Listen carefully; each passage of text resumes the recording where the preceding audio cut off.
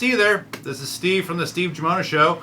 In this episode, I sit down and I talk with Drew Absher. Drew is the host of a podcast called Fill My Heart. They basically talk shit on Dr. Phil for an hour and a half. It is probably hands down my favorite podcast right now. It's great. I talked to Drew about stand-up comedy. He's also a local stand-up here in Sacramento.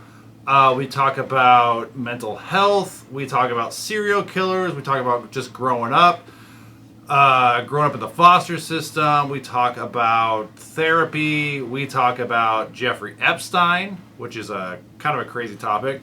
So, yeah, check it out. Check out the Fill My Heart pod.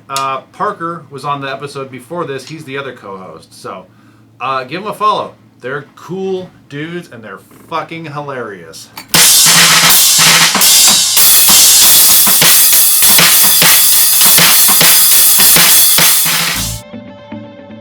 Welcome to Steve Gimona Show.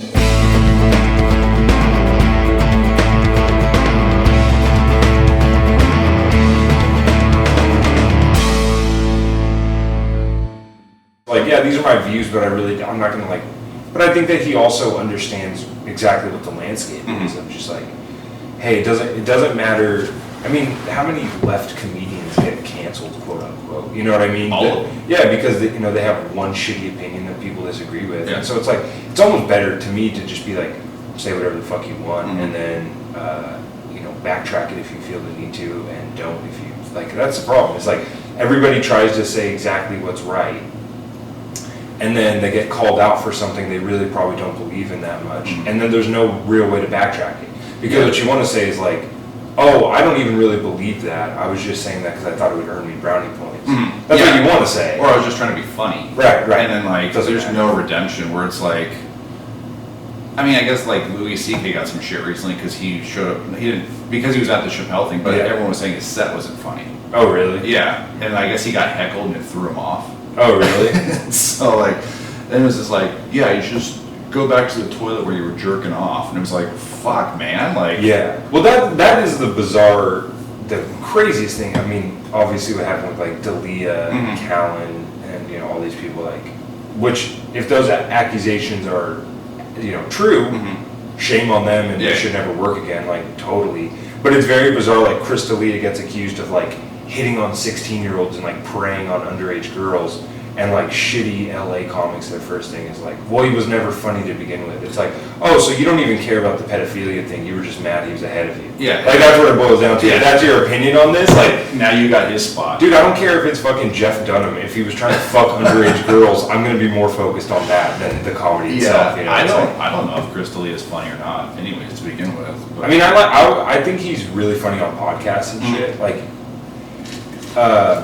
I don't even remember. We may have talked about this the last time it was Parker and I, but one thing that both of us have to be acutely aware of is that it's so much easier to be funny on podcasts. Yeah. It's infinitely easier than writing jokes because I'm just saying the most fucked up thing I can to one of my best friends. That's so easy than trying to write a joke that appeals to masses, And so what I think has ended up happening is people who do funny podcasts, people get the perception they are funny comics who are good at podcasting, but it's really the opposite. They're funny podcasters who are okay at stand-up. And so then a guy like Chris D'Elia, who, like I said, I think he's great on podcasts, but his stand-up just doesn't really hit because he's just hasn't found his footing. It seems like a guy who's struggling to try to relate to crowds. He's 40, but he got famous on Vine, so a lot of his audience are Justin Bieber fans and shit. Yeah. And so it's how do you really relate to these people? And it seemed right before obviously he got canceled, that's what he was trying to work on. But it's he's getting booked to do 3,000 seat theaters. How do you get better there? And the podcast transcends you. And so me and Parker, there are people, they'll hit us up and they're like, hey, I listen in Kentucky. Do you guys ever plan on touring down here? It's no. Not even close, man. We're 10 years away from being funny enough stand-ups to justify doing that. Maybe the podcast blows up, but we still,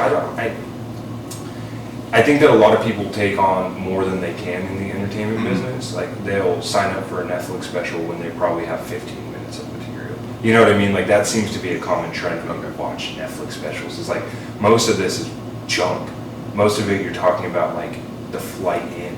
You know, people have 15-minute bits where they're talking about their last fight with their wife, and you're like, did you like?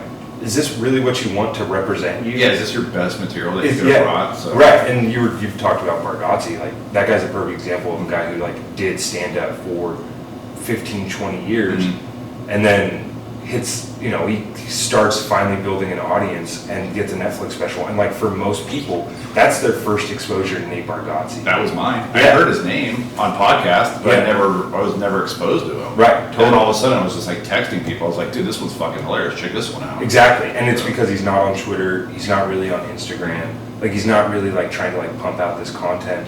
And then people get like a false sense of who he is on stage because they're like, dude, this guy is hilarious. Yeah. Watch him throw an ice cream cone at a homeless dude or whatever, you know, whatever dumb YouTube pranks people are doing now. Yeah. And then they're like, this guy's awesome. Let's see what he does on stage. And then it's just bunk, you know, it's just garbage. Yeah, and I don't know. If I'm gonna go see a comedian, like it's somebody I really want to go see. Right. It's like a band. It's like, I mean, usually comedy. I think we went and saw Bill Burr when he played at the somewhere in downtown, and the sound was terrible. Oh, really? It sucked. Was it like Crest or not Crest? It was Memorial. No, it was the Opera House or some shit like that. Oh, really? The sound was fucking terrible. Yeah, I saw Rogan at the convention center. Real shitty as well. Maybe that was it. Yeah. Was it the old one? It's like decorated from like the 70s or whatever. No, the convention center is like more plain. I think you might be thinking of Memorial. No, it was in that same area. I think it was out, but the sound was terrible. And it was like, well, fuck, man, that was $50 right there. Yeah. Like that sucks. But like, I don't know if I'm gonna go see somebody. It's just like a band. Like it's gonna be somebody I want to see, and for the most part, it's not gonna be like, hey, this guy's pretty funny. It's like, well, I kind of want to. I do my research first. And that's kind of like what I've gravitated towards. Is like I really do think stand up is on its way out. Truly, like just as an art form. Like even if you're watching stand-up specials on Netflix, they either are amazing comedians who you should know more about, or they're people who are trying stand-up. They've been doing it for, like, even I love Eric Andre's show. I fucking love Eric Andre. He's one of my biggest like influences growing up. But like his stand-up is like very Eric Andre centric, and it's kind of a symptom of the internet to me. Is like everybody has the ability to find whatever they fucking like now. And so stand-up as a whole is like it used to be you just go see a comedian. You know, it's like a magician. And now it's like, hey, I like this guy and I like him with 3,000 other people, and so I'm going to go to a theater. And that's really just not how it's supposed to be. You should be able to put on, you know, going back to the band analogy, it's like you might not like Arcade Fire, but if someone puts on a song, but if someone puts on a song by them, it shouldn't just be like, this fucking sucks every single time. And that's how stand-up comedy is. It's like, if there's a comedian you don't like, you don't ever go like, okay, that one's funny. For the most part. For the most part, it's like, no, all of this is shit. I don't relate to any of it. I don't want to watch it. I don't want to listen to it. It sucks, And so like, to me, like podcasting, like I've kind of just like, hey, I'm like, I love doing stand-up, and it seems like there's kind of a bubble right now, and hopefully that bursts one day, and then like stand-up kind of rebuilds, and like it did in the 90s. But for me, it's like podcasting is where it feels like this is going to be the most lucrative. Like if I keep podcasting and keep trying to get good at it, and me and Parker obviously keep working together and shit, like, hey, I'm like, that seems more, you know, feasible than as a stand-up. If you can get sponsors and stuff like that, and then that's where the real money's at. And there's podcasts that like most people are completely unfamiliar with. I always use this. There's a podcast called Red Scare, and it's just two chicks in New York. Neither of them are even stand-ups, but they're like super left-leaning chicks, and they're both Russian. And their Patreon makes like $30,000. Jesus Christ! Yeah, just doing a podcast once a week, and that's just their Patreon. They have free episodes too that gets them ad money. But it's like, why the fuck would you even leave your house? If you could just talk to your friend for an hour a week and make, you know, $15,000 a month, it's like, what the fuck are you doing? What are you going out to open mics for? It's like, if that's an option, I'm gonna go after that option. Like, and that'll fund whatever. You know, me and Parker could continue to do stand up just for an audience that you know is coming to see us. Like, I mean, ideally, that's what it becomes. It's like we each do 30 minutes, and then we sit down and do a live podcast, and there's a 2-hour show. Give us your fucking $45. Yeah. See you later. That's great. I saw Kevin Smith at the Crest, and that's what it was. Yeah. And dude, I fucking left because it just was so goddamn long. But that's what it was. He came out, just kind of had like some fucking bits he would talk about, and then he did a Q&A. Yeah. And it was like, that was fucking rad. And the Q&A was probably hilarious, right? It was great. Because Kevin Smith is talking about shit that the crowd wants to talk about. It's like a podcast. Yeah. It's like the people you tune into are talking about shit you like, and so you're automatically into it. But if Kevin Smith gets up there and talks about how much he hates airplane food, you're going to be like, shut the fuck up, man. Like, I don't care about this, you know? It's like, I mean, he's great because he's a dude that does not take himself seriously. Mm-hmm. He's usually stoned out of his mind. Yeah. And he'll trash himself. So you're just like, and it was like people were asking him questions. Yeah. You know, and he's probably got a shit ton of stories from the industry, stuff that, you know, like, he's probably not comfortable saying on the podcast, but will say in front of a room of thousands of people and shit. It's awesome. Yeah. Actually, I think that guy really probably doesn't give a fuck anymore because he's like, he was always like fringe. Yeah. But now he's like, I do this myself. Yeah, now he's doing a bunch of like independent shit, right? Like and I think he just gets investors. Oh, that's awesome. And now he does one with his daughter. And a podcast? Yeah, it's a vegan podcast. Vegan. Well, he lost like 200 pounds or something crazy like that. Huge. Yeah. I remember seeing him. And I was at the Crest because I was like way up high. And even then I was like, this guy's fucking huge. I think he had a fucking widowmaker, dude. I think he had like a fourth ventricle clog or something crazy like that, and he had like a 10% chance of living. But I mean, man, it is. I saw like a good example of what I'm talking about is like Chappelle. Mm-hmm. Even Chappelle really doesn't do. I mean, he does a lot of just stand-up shows, but I think he even sees the value in like moving away from. I saw Chappelle and John Mayer do a show together. Oh, I heard about that. Best show I've ever seen. Where was that at? I saw it at the Masonic in San Francisco. Oh shit, dude! 12 hours notice. Put up tickets. He's like, it's like 8 a.m. He's like, it's at 8 p.m. tonight. I bought 2 tickets. Two tickets together cost me $300. Took my girlfriend at the time. I texted her. I was like, I don't care. I was like, call out of work, whatever you have tonight. We're going to see Chappelle and John Mayer. We go down there, fucking 3.5 hour show, dude. And it's because it's just so like what happened was John Mayer comes out, or like they bring Mo Amir is a stand-up from San Francisco that Chappelle has opened for him while he opened at that Louis show you were talking about. Oh, okay. So Mo Amir comes out and does some stand-up. And then John Mayer comes out and plays songs. But he's not just playing like John Mayer songs, he's playing like covers of shit. Okay. He does like Last Dance with Mary Jane by Tom Petty, and then he plays like a bunch of new stuff. But he's also got an MPC. So he's like doing... is that the loop thing? Yeah, right. So he's like creating his own loops and shit. Yeah. And doing the music on the spot. So he's like playing his backing tracks, hitting it, boom, recording, and then playing the song for you live. So that's really cool. And then he's like, all right, guys, have a good, I'll be back out here later, whatever. Goes off. Chappelle comes out like 5-10 minutes later, smoking a cigarette. Mm-hmm. He does like, barely does stand-up comedy. Really just talks about what's going on. Mm-hmm. This is like right after Kanye was like on Twitter with the MAGA hat and shit. Oh, so this was pretty recent. Yeah, this was like 2 years ago. Oh shit. Yeah. Okay. So he has like 15 minutes on Kanye wearing a MAGA hat. I'm like, dude, it happened 4 days ago. How do you have this much material on it? It's it's prolific, and so he does that. Then he's like, all right, guys, he does that for 45 minutes. He's like, I'm gonna bring John Mayer back out. John Mayer comes out, and they talk on stage about like entertainment, stories, Playboy Mansion, like they do all this stuff.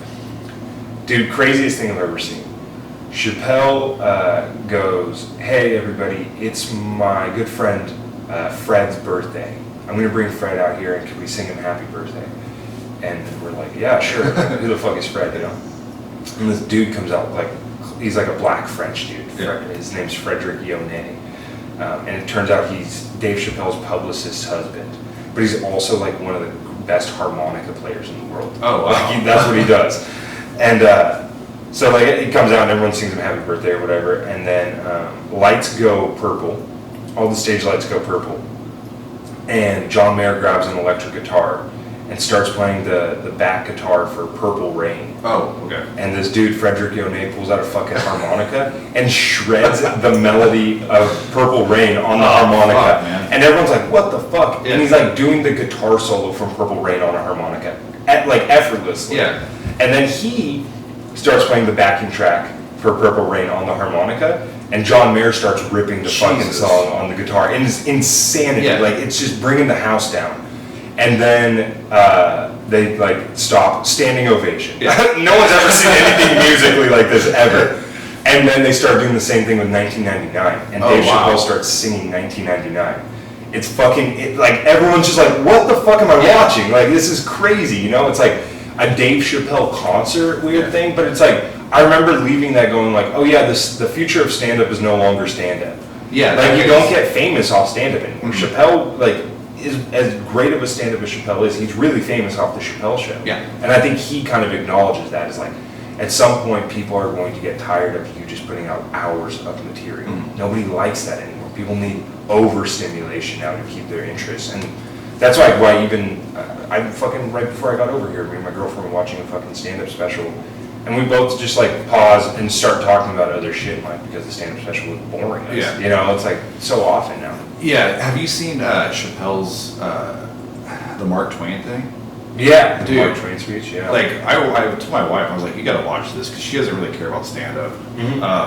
But she was like, wow, this dude, like, she knows, obviously. Of course. Yeah, she's like, I know who he is. And she's like, fuck, dude, this guy really, she's like, he's really well-spoken. And I was like, well, yeah, it's fucking amazing. But, yeah, that thing really, it'll just bring you in. Yeah. And same with, like, the 820 or the 846. Yeah, that's what I was gonna say. 846. I was like, what's it called? You know, but dude, I was listening to that and driving. I just put it on Netflix and whatever. I was driving, listening to it, and I almost had to pull over. Yeah. Because I was just like, fuck, this needs powerful. to be, yeah. I was like, this needs to be shown in schools, like if schools were open right now. But yeah, dude, he's something else. I never got to see, because he would come through Sacramento pretty regularly too. And I knew a guy that went and saw him, and it was one of those things where he had like somebody from Tribe with him, Tribe Called Quest, and they would do that stuff at Punchline or whatever. Yeah, I think he knew. Dude, Chappelle used to do a cool thing where he would, you know, his favorite club in the country to work is the San Francisco Punchline. It's a great club. It's his favorite club. So what he would do is he would roll through town. He would call the club and go, hey, who's the headliner tonight? And they would tell him, and he's like, okay, make this offer to them. I will let them open the show so they can work, like they can do material. They can do 20, 30 minutes, whatever they want. And then I will pay them twice as much as you guys are paying them for the weekend. So for the entire weekend, so he would just do like a Sunday night basically, or a Saturday night. And he would be like, I'm gonna take this slot, but I'll pay them double what you guys are paying them for the entire weekend, and they get to do 30 minutes for me.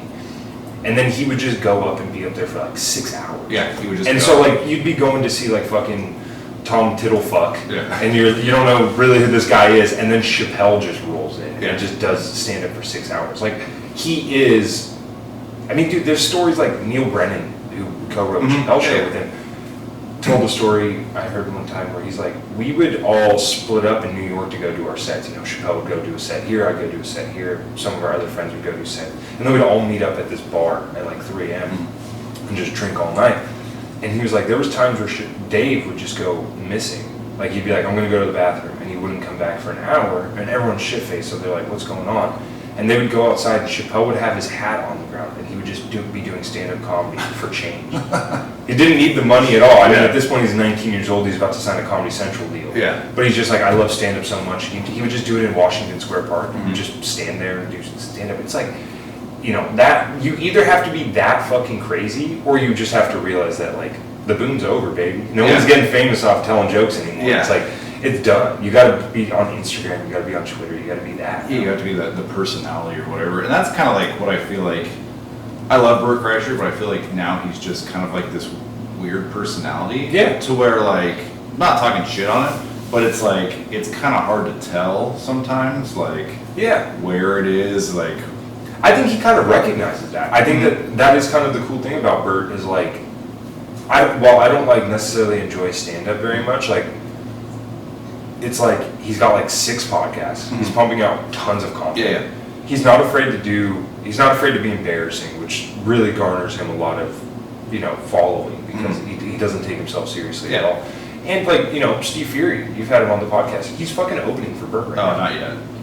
Oh, you haven't had a vodka? Oh, I yeah, we were supposed to do it, and then this fucking thing. Oh, that's right, it crashed. And then I think he was just exhausted too. For sure. I mean, he'll definitely come. He's a sweet ass dude, but yeah, dude, he's opening for Bert. And it's like, that's what you should be as Bert Kreischer. It's just like a dude who puts other guys over. Mm-hmm. It's like fucking Hulk Hogan wrestling. Yeah. You know what I mean? It's like, get the rub. You're not good, but everyone loves you, so just help out other people. Yeah. You know, like, that's what you can do, you know? Yeah, that's kind of like, I don't want to say what you should do in life, but no, that's, yeah. And he does it with a lot of guys. He'll take, I mean, a lot of those guys will just take younger comedians and whatever. That's what you do. That's just, it's not karma, but it's kind of like, it's paying it forward. Yeah, paying it forward. For sure. It's like, and you know, even at a micro level, like you should be doing it in Sacramento. Mm-hmm. When I started, like a lot of people weren't super cool with me, and I was like, okay, like as long as I'm here, I'm going to be as cool to the person who's doing their first open mic as I am to the headliners. Like I'm going to be fucking cool to everybody because I hated when I started and no one fucking talked to me. Well, then that's how you get the reputation of like that guy's a prick. Exactly. And you know, and this is an attitude-based business, I think. As far as I can tell, like the people who are hilarious, good for you, but you're also a bitch to people, and they don't want to work with you. That's what it boils down to. Is like you have to have the best of both worlds. You have to be funny. Robert Amo, you've had him on. Yeah. Like Robert's one of the fucking sweetest dudes in the world. Yeah, that guy was rad. Yeah, he's awesome and hilarious. He was fucking fast. Yeah. Too. Like I had to be on my toes with that dude, and I was like, I was not stoned, but I was kind of high, and I was just like, oh fuck, man, like I gotta like start second guessing like some of this shit. Yeah. Like fuck, all right, snap out of it, like keep it going. But no, that guy was hilarious. I was actually listening to the podcast you did with him. Oh yeah, I did research years ago. Yeah. But you guys were talking about like throwing water balloons. Oh yeah, dude, I was telling my girlfriend about that last night. How old are you? 25. Okay, so I'm 38. Uh-huh. So we were doing that in high school in Lodi. Oh really, dude? And you were telling the story about getting chased. Yeah. We had the exact same story. Really? Like we would just do it. We'd fill up a huge like ice cooler, chest. ice chest, That's what we were doing too. and just chuck them at people. And I was listening to it, just be like, "There's no fucking way! Like this is nuts." And yeah, we did the same thing. Where like we would always tell our parents we were going to youth group. Okay. Ditch out and just with my buddy's little Subaru or whatever, and just tag people. Yeah. And the same thing, like with the chase, like we threw at this one dude, and he fucking threw a hammer at Rusty's car, and then jumped in his truck and started following us through like all these little cul-de-sac neighborhoods or whatever. Yeah. And finally, at one point, Rusty's like, "Fuck, dude, my brakes don't work." Like his brakes went out. Fuck. So we just kind of came rolling to a stop, and the dude was on his cell phone at the time, talking to the cops, like, "Hey, I'm right by this. I'm down this street, this street." And so we come to a rolling stop, and the cops are at like 2 cop cars, and we're just like, fuck, like we're 16, 17, we're going to jail, like we don't know what's going on. And I think that they didn't pull us out individually, but they were like, what the fuck, you know, whatever. And then they go talk to the dude, and like 15 minutes later they come back, like, we got some good news and bad news. Good news is that guy's going to jail for a DUI. And we're like, all right, what's the bad news? He goes, we're going to call all your parents and they're going to come pick you up.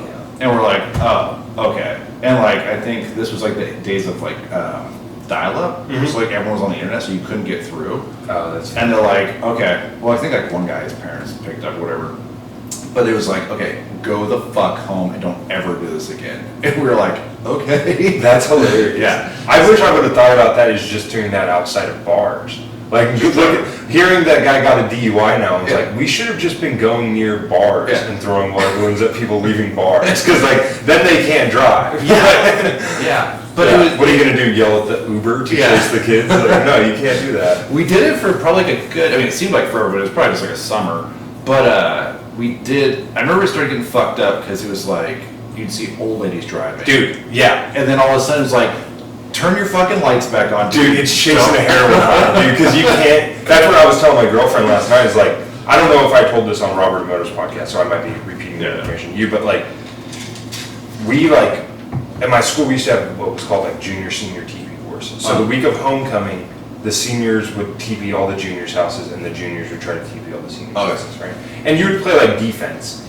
So like if you had a feeling your house was gonna get hit, you'd sit out there with fucking water balloons and just try to peg as many fucking juniors as you could. But me and my friends hated people we went to high school with. So we were like, well, this is fucking dumb. So why don't, they sent out a list of like, here's everyone's address, here's where we're gonna hit. And me and my friends are like, they're like, we're starting at, it was like an alphabetical, some fucking nerd in my class made this fucking thing. And it was like an alphabetical order, and me and my friends are like, fuck you guys, we're starting at the bottom. Yes. And that's a good call. Yeah. Hit them all first. Yeah, so like that way, like, everyone was like, oh, they just hit Sophia's house, but we're over at fucking Aaron's house, so I can wrecking his shit. Yeah. So the day of, like, we were going out, I went to my friend's house, and his kitchen table looked like a fucking meth lab. And I'm like, what the fuck are you doing, man? And he's like, oh, dude, I found these YouTube videos of making vinegar bombs. Oh, no. And I'm like, what is that? And so he shows me. Basically what it is you take like a water bottle, Powerade, Gatorade, whatever, and you fill it with like maybe like a sixth of the way full with white vinegar. Mm-hmm. And then you take a square of saran wrap, and you put just a clump of baking soda in the middle. This is like making meth. This is nuts. Yeah. I think I've seen this on cops. So then you like make a little pouch, like you pull the saran wrap in, so the baking soda is like sitting at the bottom like a pouch. Then you drop it into the mouth of the bottle, but not all the way in. You hang it like suspended above the vinegar, and you lip the saran wrap edges over the top of the mouth. Okay. And then you screw the lid on, not all the way, but like so it's like secure. Yeah. And then what happens is when you want to set this thing off, you shake it, the saran wrap breaks, baking soda drops into the vinegar, and it creates a chemical reaction where the bottle gets like rock hard. Yeah. And if you got to get rid of it within like 4 or 5 seconds or the thing blows up on you. But if you throw it, it blows up in the air and makes a huge popping noise. Holy shit. It's like running over a soda is Yeah. what it sounds like. It's a huge, it sounds like a bomb's going off. And so we have like maybe 150 of these. My friend's parents were sampled, so he had like just garbage bags full. So we go and buy like 5 gallons of white vinegar, 3 things of baking soda, and we just spend like hours making these fucking bombs. Of course, the person at the store is probably like, why are you guys making a big Yeah. bomb? Yeah, dude.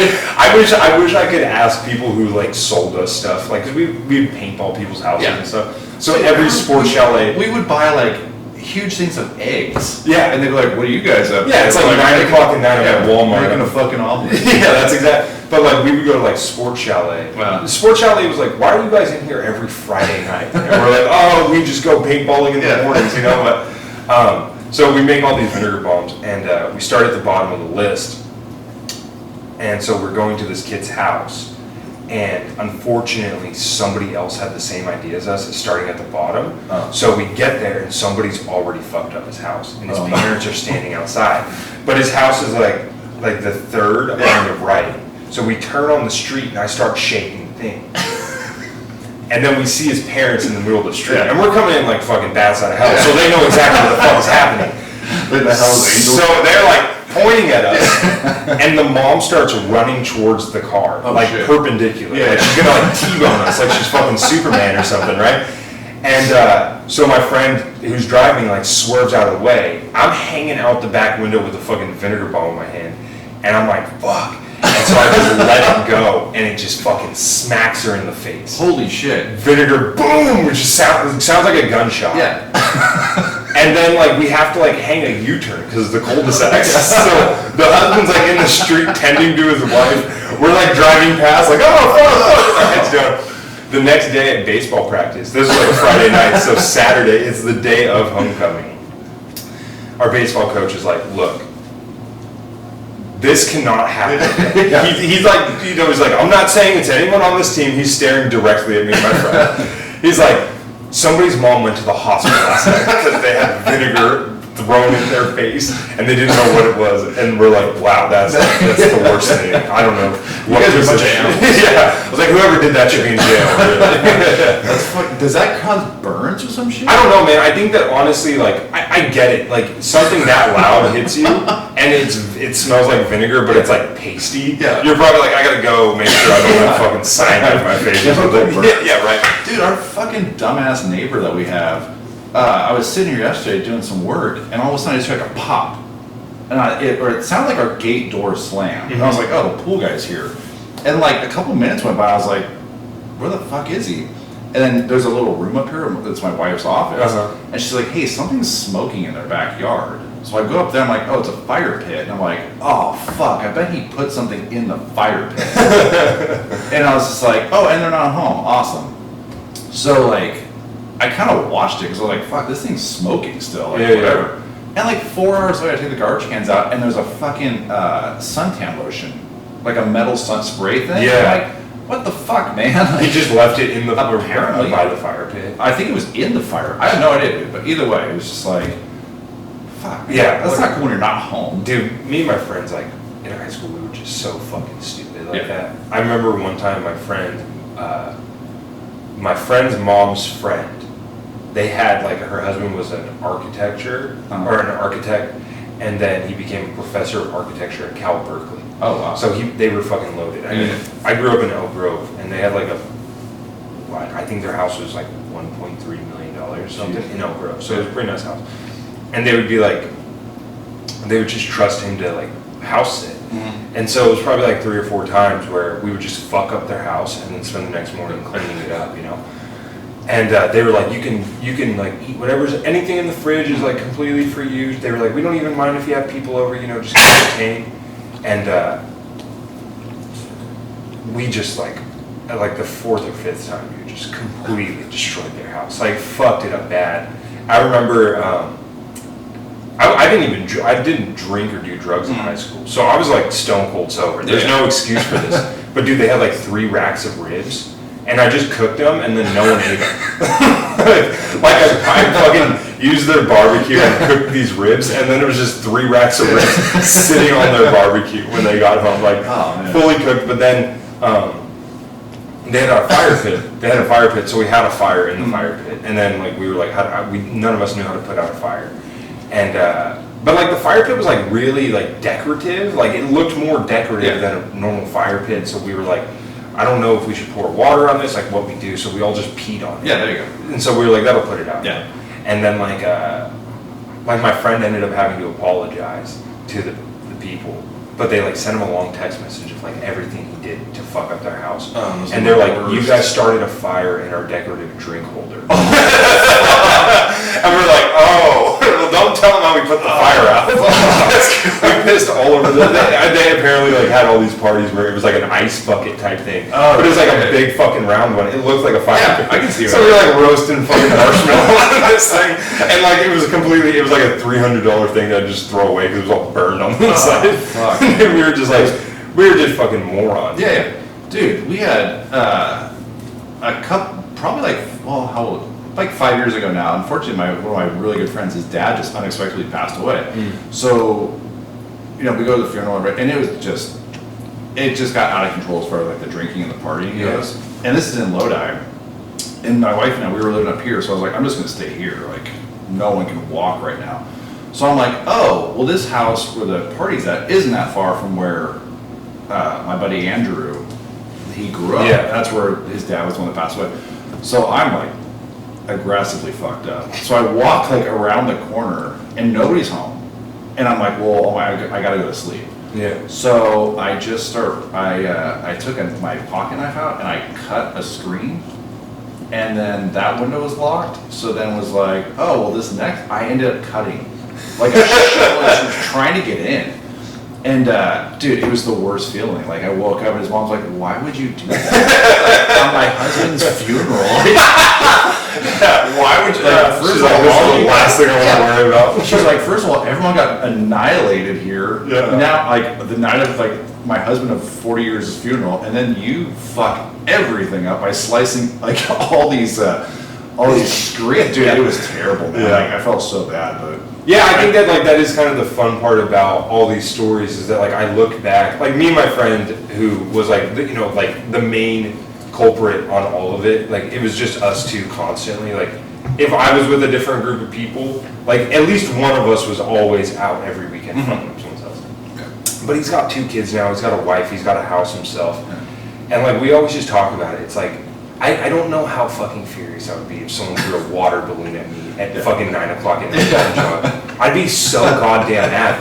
And it's weird because you're like, I can't believe I did that. Yeah. But also like, that's goddamn hilarious. Yes, it is. It's still so, like even that story about cutting all the things, like I would be so fucking devastated if someone did that after my wife of 40 years had died.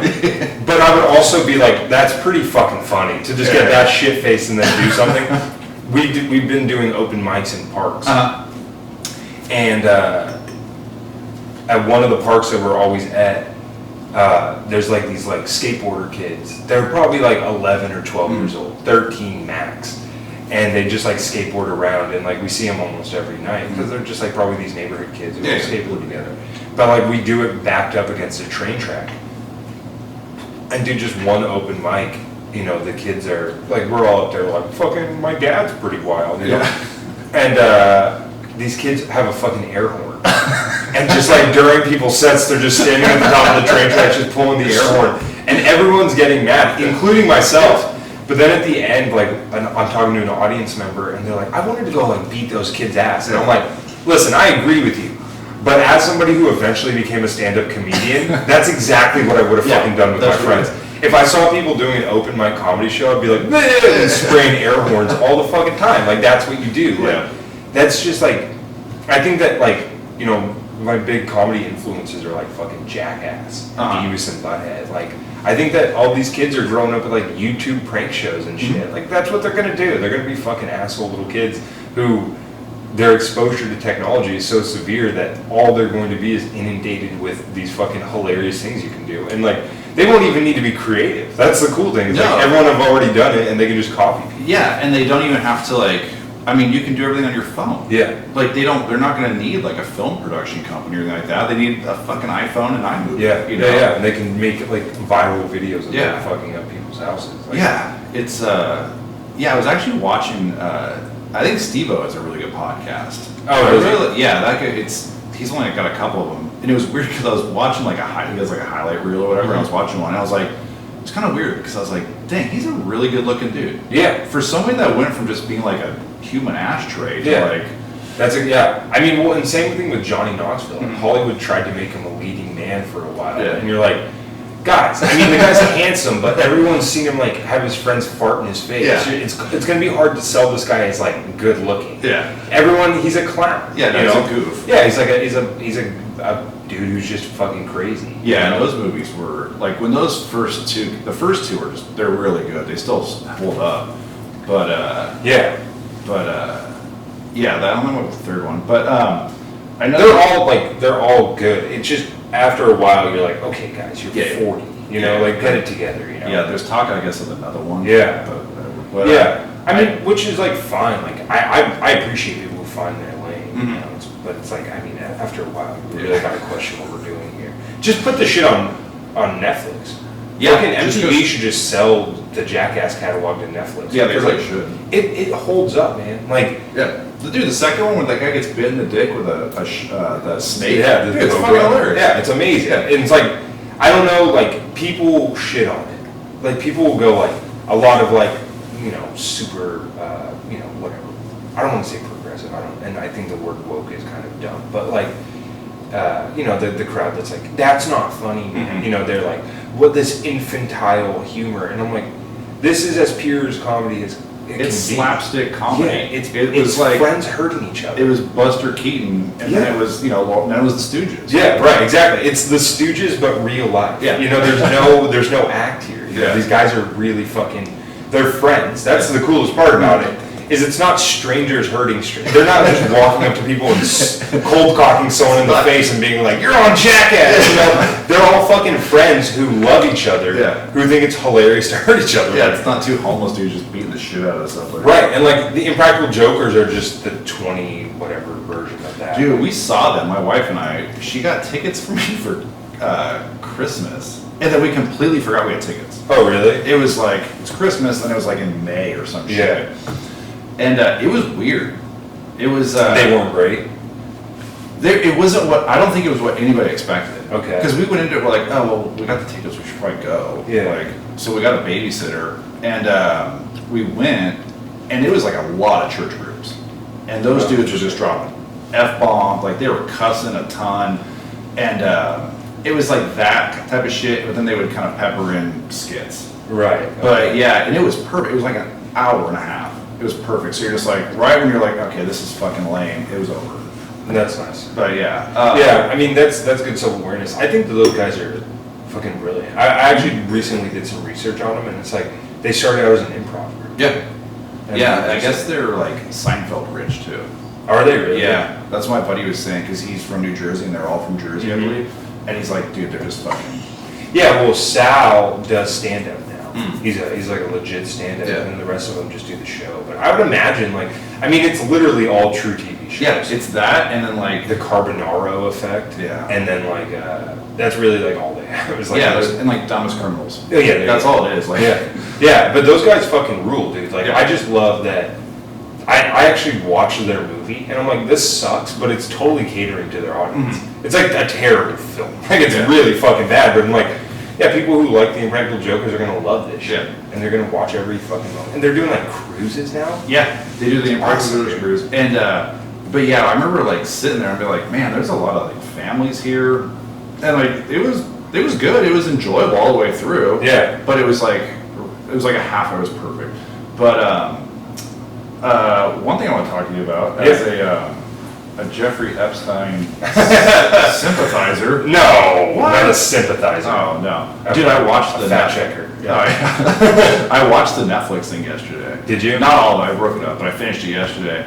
Like 15 seconds into that thing, you're like, "Fuck this guy." Yeah. This guy is a gigantic piece of shit. Well, also fuck that documentary, though. Because that I thought documentary... there'd be more stuff like, I mean, the victims are the story, right? Yes. Not discrediting them, but I was kind of more interested in like the backstory of like, what, like, just more of that stuff. Not Yeah, just, like, well, it's such a tangled web, dude. And, like, I think that I'm starting to get the reputation as, like, Sacramento's Jeffrey Epstein guy, which I don't necessarily mind. Not, you know, like, complete opposite, polar opposite of Jeffrey Epstein, but just a guy who, like, I've really, like, since March, since, like, quarantine started, I've just been reading a shit ton of it. Yeah. And if people are, like, seriously curious, there's an independent journalist named Whitney Webb who does fucking excellent work on it. I recommend reading a lot of her stuff. But that documentary, man, is fucked up because it's executive produced by James Patterson, the author. He writes, like, all those, like, crime books. okay, I know that. So he's executive producer of it, and he's also in it. Dude, he co-wrote a book with Bill Clinton. Oh, okay. So I'm like, you're not gonna give me the full fucking story. Like, you're not gonna fucking take down the Clintons in this at all. And, like, you know, even there's, like, a lot of implications of Trump in it. I got through, like, the first 2 episodes before I was like, oh, fuck you.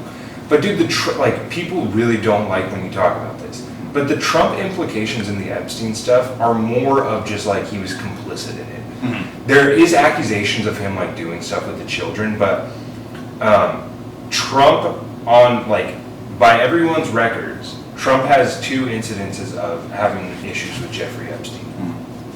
The first of them was, and this is where I mean he's complicit in it, is like he had a party at Mar-a-Lago and kicked Jeffrey Epstein out for hitting on one of his colleagues' 13-year-old daughter. Yeah, I think they talk about that. Yeah, so that's like, Trump had a falling out with Epstein over that, and then they started becoming friends again in the early aughts.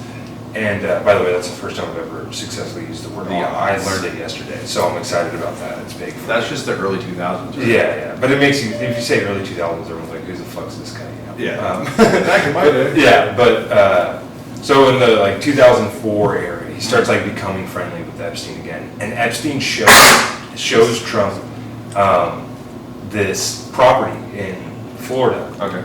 He like takes Epstein there. He's like, I'm gonna buy this thing. And then Trump is like, oh, this is a nice property. I like this thing a lot. And so Trump fucking outbids Epstein for it. Oh, 41 million. And so they have a falling out there. 2 weeks later, fucking cops show up at Epstein's property to arrest him because they got an anonymous tip that Epstein had child prostitutes in his house. Oh, wow. So that's what happened. They kind of talk about that where Epstein starts getting connected to Dershowitz Oh, yeah. on a legal level. That was that case in Florida where Epstein got like 8 months in jail or something and served half of it in his house or whatever. But he didn't either, because he was like on house arrest, and Yeah. they were like, dude, the guy's out every day. And they're like, well, he's a celebrity, what do you want us to do about it? Right, exactly. So that case happened 2 weeks after Trump, you know, there's an anonymous tip 2 weeks after Trump purchases this And then if you want to get deeper into it, like then Trump sells that property. He buys it for $41 million. 2 years later, he sells it for $10 million to a Russian oligarch. Which, hey, I'll leave that for other people to discuss. But like, so, like at best, Trump is complicit in it. But I just hate when people are like, look at these pictures of Trump and Epstein. It's like you're just not reading anything about it. Like you're just like you want the president, which is also the weirdest part of all of it. Is like what it boils down to for me. Sorry, you bring up Epstein. I'm like, hold on, turn the recorder off. I want to talk. You know, but the weirdest part about it to me is how badly people want people to be fucking kids for their own like moral gain. Is people want Trump so bad to have fucked kids. It's bizarre. I'm like, the worst thing for our country is that all of our presidents are pedophiles. Like, please stop hoping that the president fucked a kid. Like it's that's so the last bizarre. thing we need right now too. Is to just be like, oh hey, we're fucked in every possible way. And by the way, this dude boned a and it's 9-year-old. like, people are like, I would rather just accuse Trump of fucking a kid than like learn why his foreign policy sucks. It's bizarre to me. I'm like, just read a fucking book, dude, and you'll know why, like, his fucking tactics in Iran have been shit, like, but people just are like, no, I just like to say he fucks children instead. Like, I don't think you understand what you're implicating here, because then you have to assume every rich person ever has known someone who's fucked kids openly. Yeah, was that on, I think you guys were talking about that, where like, if you had all the world's billionaires in a room and you were like, hey, who fucked a kid here? You won't get in trouble. Like at least one of them, but then all of them would be like, oh yeah, no, I know that. Yeah, I think I did say that to somebody. I forget who I was talking to. But yeah, exactly. It's like if you had 100 billionaires and you were like, okay, who's here fucked a kid? If, like, best case scenario, one of them raised their hand. And then if you say, okay, who knew that guy fucked kids? All 100 of them raise their hand. And like, that's the problem. But I've been kind of hypothesizing, dude, this idea that like, I think that it's truly because back in the 60s and 70s, like that was totally allowed in Hollywood and in those circles. Like there was no stigma attached to it. I mean, I put a fucking video up on social media of me. There's like songs from the 50s where the guy's like, you're 16, you're beautiful, and you're mine. And you're like, whoa, hold on a fucking second here. Like, is this guy still allowed to get royalties off his fucking song? Like, he's like, I hope that's going to being weird. And then someone like told me, they're like, you know that guy wrote that song about his kid? And I'm like, okay, well, one of the lines is there's lips like strawberry wine. So it's not better, man. No, it's not better at all. Worse. It's way worse if it's his daughter, you know? Oh, it's a stepdaughter. But I think that what ends up evolving is that, like, then they're like, okay, well, the rest of the world is, like, really not cool with us fucking kids. So kind of just keep it on the DL. And then, like, as people that were unfamiliar with the 50s, like, non-legacy people, you know, not like fucking, like sons of these executives of CBS in the 50s and 60s and shit. Like, as these people start coming into a little bit more power, like the people who are, like the Mark Wahlbergs of the world. Like, there's no fucking doubt in my mind. Mark Wahlberg is like a staunch Christian right now because he hated how Hollywood was. And he's afraid to say it because he still likes to make movies. Oh yeah. You know what I mean? Like, the guy like committed a hate crime at 17 years old. He did? Oh yeah, dude. He made a Vietnamese man blind. Whoa, really? Yeah. No, that's like totally documented. Yeah, him and his friends, like, when he was 17, beat the fuck out of a Vietnamese dude and called him a bunch of racial slurs. Holy shit, I didn't know this. And then what happened was Donnie was in New Kids on the Block. And, but Mark Wahlberg's like this handsome son of a bitch at 19. You know, he's like, he did jail time and then like comes out. Okay. And then New Kids on the Block manager's like, yo, your brother is fucking gorgeous. We got to make this dude a star. Yeah. So then they like, I know just the guy for the time. Jeffrey. Yeah, exactly. But dude, like, then he like gets in with the Funky Bunch, which is like a shoehorned group. Oh yeah. You know, like they shoehorn Mark Wahlberg into a rap group. Yeah. Get him a Calvin Klein deal and boom, you got a superstar. But like, it's no coincidence, man. Like Chappelle, bringing it full circle, talked about this on Inside the Actors Studio, where he's like, Martin Lawrence, you have to be strong to get to the top in Hollywood. And he's like, why? So why is it Martin Lawrence is running around naked in Hollywood with a gun? It's because this shit really fucks you up after a while. And there's no doubt, like, everyone's like, well, fame, you know, like, I think you and I could say, like, if people wanted to take a picture with us all the time, we'd be like, okay, yeah, that's fine. Yeah. But I think what fucks you up is once you start going to these parties and you realize that, like, best case scenario, there's predatory behavior happening legally, where it's like a 60-year-old dude and an 18-year-old girl who wants to be a movie star. You can't see a lot of that and still be normal. think this shit just like takes such a toll on these people after a while that like, yeah, Mark Wahlberg has to be like, Mark Wahlberg is like a staunch fucking Christian now. And there's no doubt about it that it's like, yeah, he probably saw some really fucked up things in Hollywood and been like, I gotta cleanse my fucking soul. Yeah, I gotta get out of here. I gotta like just do movies about like, you know, stopping terrorist attacks or whatever he's doing now. I mean, Ted. But I think even Ted was pre-Christianity.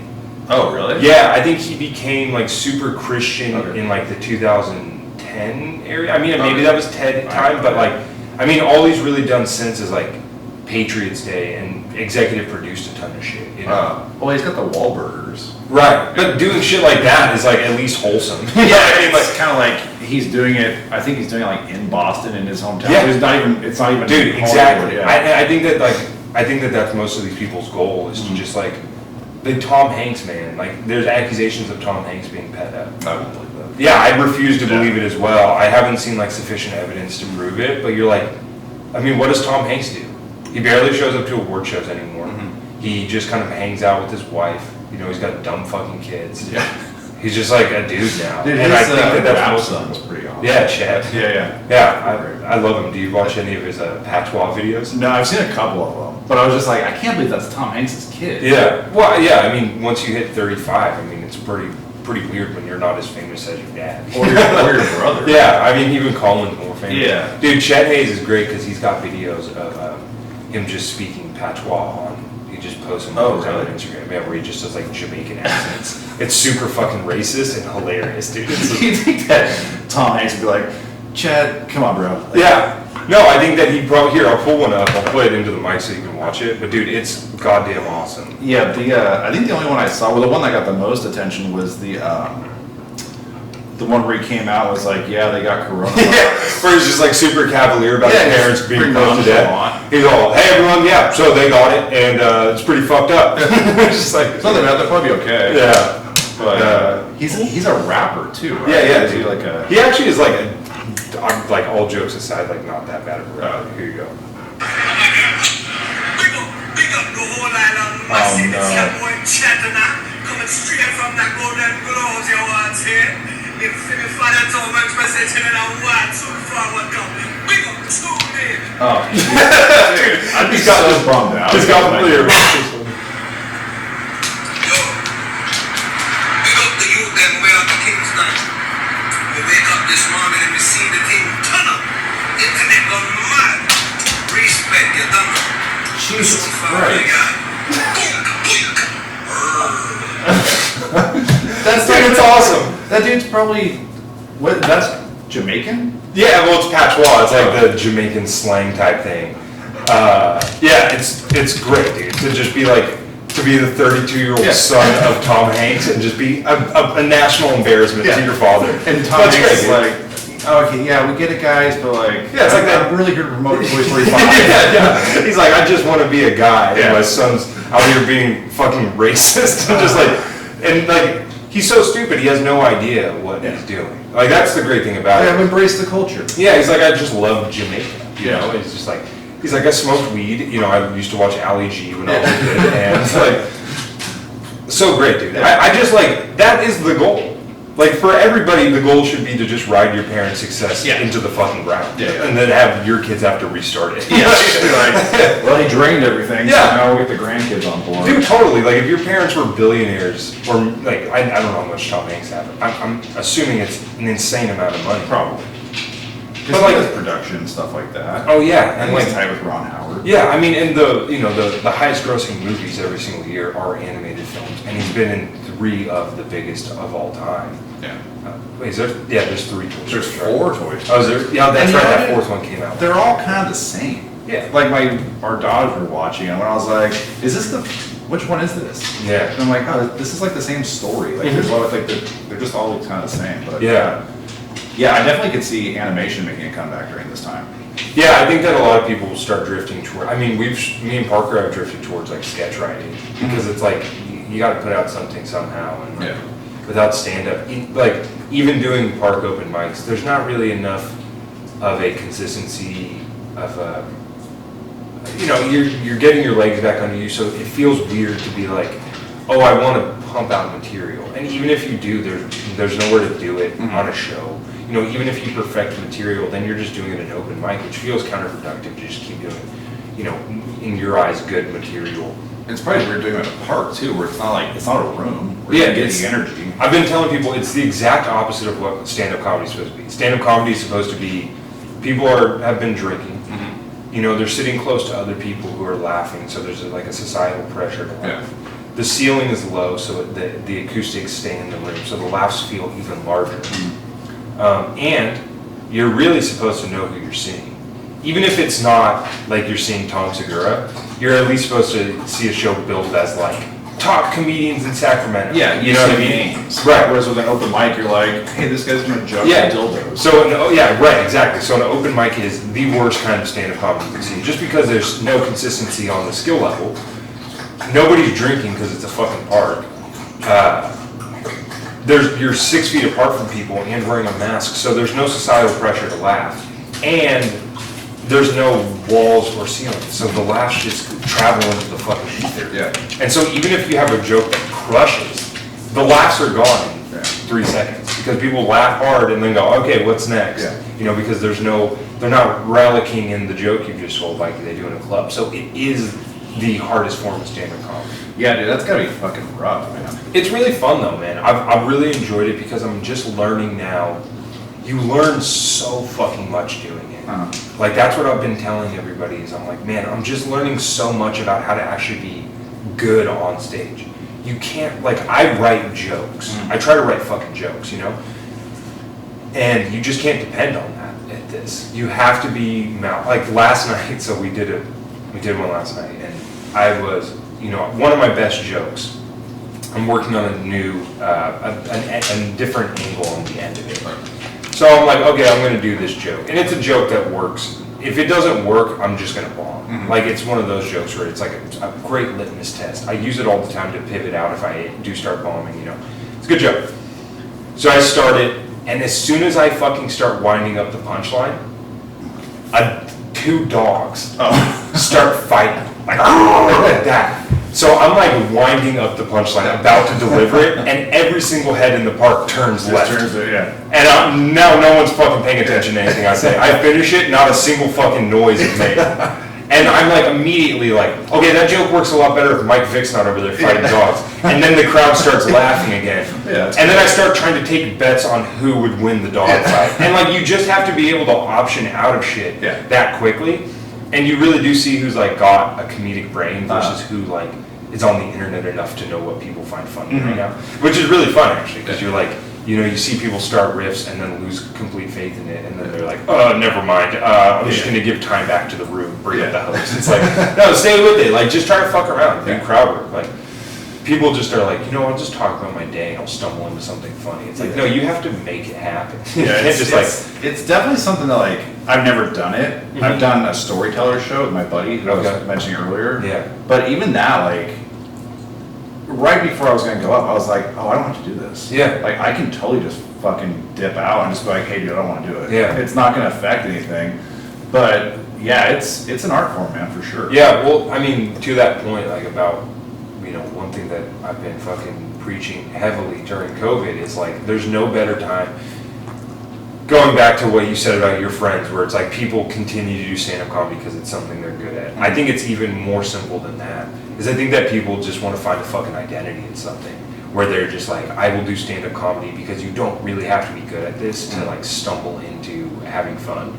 Yeah, or you like, know, you can luck out and be like, oh, I got picked up as a writer. Right, yeah, exactly. I mean, that's even if you're good. I mean, I'm talking even worse than that is just like people who just go to like bar open mics and hang out with people that they find funny who also suck ass at writing jokes, you know? So then they just like build like what they think is like a community of, or you know, a circle of people that are funny. None of them are actually funny. They're just people who like refuse to quit doing this, you know?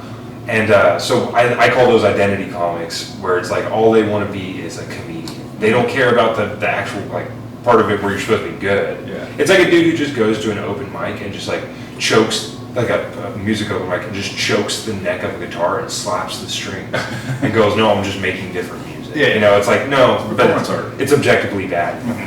But these comics, like I've been telling people, I'm trying to like get it into enough people's brains to maybe where they'll actually have a conversation with these people because I'm too pussy to do it. Yeah. But it's like, there's no better time to quit comedy. Yeah. Nobody's expecting you to do any comedy until maybe January. Like, if you're doing comedy right now, it's because you seriously cannot fucking not be on stage. There's no reason to be risking your life for telling jokes. I mean, people were protesting so they could get a haircut. No one was protesting to do comedy shows, you know? So I've been telling people, I'm like, if you can figure out a way to start a podcast right now and just pump out a ton of episodes, and then when comedy starts back up, just be like, I'm not doing it anymore, man. I found a podcast. I don't even have to leave my house. I can have funny people on, have conversations, get funny, get good at it, keep putting it out, and maybe strike a big doing that. That's the way to do it, but I still see people showing up at open mics just with absolutely nothing. Yeah. It's insanity. Like, the big problem is that like everyone thinks they can do it. You know, and that's a problem. Dude, it's not. Yeah, there's one thing to be like we kind of mentioned earlier. It's one thing to be like funny just in regular life, normal life with your friends. It's another thing to be funny on stage and actually have to write jokes. Dude, I couldn't. Yeah, and like that's the difference. Is like playing to your friends and your whatever audience you have. Yeah, like you're if you get a couple thousand people, like, you know, on Fill My Heart, like we have a bit of a audience, people who listen weekly, and I know how to talk to those people because I know what they like. They just like me and Parker being fucked up people. Yeah. You know, but crowds don't like that. Crowds, I mean, there's so many times where like if you're hosting something and your friend just bombs and you go up and go like if Parker bombs after something when I'm hosting and I get on stage and go, holy shit, Parker, what a fucking collapse. The crowd's like, oh, I can't believe you would say that to somebody. And I'm like, that's one of my best friends. He makes fun of my mom who's a drug addict all the time, you know, but they don't care. They don't know you. They have no fucking reason to give a shit about what you're talking about. So all the comics in the room are laughing. Right, because they know the relationship. Yeah. So like writing stuff and taking that to a macro level is like now you're writing jokes that appeal to everybody, or try to be. You know, you don't. I mean, there's people who try to write divisive comedy or whatever, which is, hey, good for you. Yeah, like, I guess Dennis Miller. Yeah, right. I guess you got the hot Trump takes or whatever, but I don't have anything to say prolifically about the president, so I'm gonna fucking talk about. You know, why magicians suck ass. You know, like that's where I'm going to try to butter my bread at. You can keep doing that, but you know, trying to write stuff that I think people understand at a massive level is the challenge of it. Like podcasting, you just don't have that struggle. No, and that's why, like, there is a struggle with podcasting, but for me, it's just getting people to come on. Right. Yeah. That's what's hard. Where it's like you almost kind of feel like you have to like bug people. Yeah. Or like, oh, that guy was on that guy was on theirs. I kind of know those guys. I'll reach out to that guy and see if he wants to come on mine. Yeah, like stuff like that, which is like, it just doesn't feel natural after a while either. Right. But then at the same time, I'm like, well, who the fuck am I gonna have on? Like, well, there's my just, neighbor. Yeah, and You there's know, just so- also people who suck at fucking talking that are funny people. Like, and I will tell you names off air, just so you never book them. But it's like, yeah, man, like. There's people who are hilarious on stage, some of the best comedians in Sacramento, but then you talk to them in real life and they're fucking enragingly boring. Oh, wow. And you're just like, how are you doing this? And you're like, I don't want these people. I mean, the nice thing about doing Fill My Heart is that it's me and Parker. You know what I mean? That like, there's been so many times where we end up having to just steamroll a guest because they refuse to try to keep track of the riffs. You know, me and Parker like going a million miles per hour on these things, and people are just sitting there like, oh yeah, like what if the dad was, like what if he called the dad fat? And you're like, hey man, shut the fuck up. Like, we're trying to make a good show here, and you're not contributing anything, you know. Well, your guys' chemistry on that show is awesome. Right, yeah, and that's what we benefit off of, and sometimes people pick that chemistry up and run with it, and sometimes they just fall completely flat on their face. And then it becomes awkward, because then you're like, me and Parker talk for 95% of it, and they're like, all right, man, what's your social media? And they're like, oh, it doesn't matter. Yeah, they're like, no one's gonna follow me for this. You're like, yeah, no, there was one dude. Like I said before, when both you guys were on, I've LOL'd quite a few times. Cool. But one recently was, I can't remember what the topic was or whatever. But they come back and Dr. Phil's like, have you ever, and you cut in, you're like, you ever tried Xanax and tequila? And I was like, God damn, dude, that's fucking yeah, hilarious. I mean, yesterday, the episode that'll be out on Sunday, whatever today is, the 14th, so it'll be out on the 16th, like, it's about a lady who served her husband divorce papers because she fell in love with a country music star. It's like Eminem's Stan, basically. Oh, okay. Like, it's not real. Like, Yeah. she's just like making up this love story in her head, you know. But she like accuses her husband of domestic violence, even though there's like no evidence of it. Oh. And so then me and Parker just on the spot started writing domestic violence country songs, like just like improvising. Like one of us is doing the fucking guitar lick in the background, like boom, boom, boom, boom, boom, boom, boom, boom, and then like the other one's just like singing. And it's like I don't expect everyone to keep up with that. And so it is tough. Like people will ask us, like, "Hey man, I'd love to be on your podcast to promote something," and you're like, "I don't think you got the chops." Yeah. I really don't. And like, I don't mean that insultingly. I just mean that truly. It's like I wouldn't get on an improv stage and be like, "Hey, I'd love to," but people think that it's just talking. Yeah, you and just gotta be fast. Yeah, but it's like it's so much more than talking. There's Yeah. so much. Like me and Parker had an awkward moment yesterday, and I'm talking to my girlfriend about it. I'm like, "Yeah, me and Parker just had like this weird 10-minute block of like." Was it the poetry? Yeah. Oh, were you watching it live? No, I didn't watch it live, but it popped up, like I subscribed to it, and it popped up, and I was like before I went to bed or whatever, I was watching it, and I was like, yeah, poetry is fucking lame. And then it kept going, I was like, oh, this is kind of awkward. Yeah, Parker was like not giving me anything, Yeah. you know, and that happens, like where one of us disagrees with the other one, and instead of being like, you know, confrontational, you try to just like let them riff into something funny. Yeah. And so it was just like a bad communication on both of our parts, and I was telling my girlfriend about it. I'm like, yeah, Parker's not giving me anything on this fucking poetry riff. Yeah. And now I just gotta like leave it in. She's like, why? I'm like, because like we barely hit an hour on the episode. She's like, just make it a 50-minute episode. And I'm like, no, but we like to hit an hour. Yeah. And she's like, as a listener, I would rather 50 good minutes than an hour with 10 minutes that sucks. And you're like, oh yeah, like Yeah. you do have to like make that because it's boring. No one gives a fuck about me and Parker having a weird moment. Dude, it was pretty awkward though. Yeah. Because I was like, oh, maybe I'll ask Drew about this tomorrow, and I was like, no, or maybe not. It was. Oh no, I'll talk about it. Like I love Parker to death, but he's an obsessive cunt about everything that he likes, dude. So what happened was we got into that weird space where like I'm indirectly, accidentally shitting on someone that Parker likes because the riff started because one of Parker's favorite singers of a band was also a poet, and I said poetry fucking sucks, and Parker took that as I'm shitting on his favorite musician. And instead of being like, no, poetry does suck, and I'm disappointed that this, because I'm like, dude, Tupac's poetry sucks. Everyone will try to tell you that Tupac's a great poet. I'm like, no, he's a great rapper who tried poetry. No one fucking likes poetry. Or his movies. Yeah, exactly. It's like, you're not good at this. Yeah. And so stop pretending that you are just because like, anyway, so then like, yeah, so Parker just gets so obsessive about the stuff he likes that if you get touchy with it, it becomes weird. Okay. So like, that's all it was, is like, I'm like, dude, I'm not shitting on David Berman. I'm shitting on poetry. And he's like, yeah, I just don't have a reason to shit on it. I'm like, okay, man, that's all our fucking show is shitting on stuff we have no reason to, you know? Yeah, I took a creative writing class, and it was like, it was fun, but then it was like, hey, we gotta write a poem. Yeah. And then you're like, I'm just gonna skip this one. This is fucking lame. Yeah, I would, so I actually last semester in college took a creative writing class, and every week we had to write like a story and a poem. Every week. Yeah. And our teacher gave us, she would call them absences, where you could just like take the week off.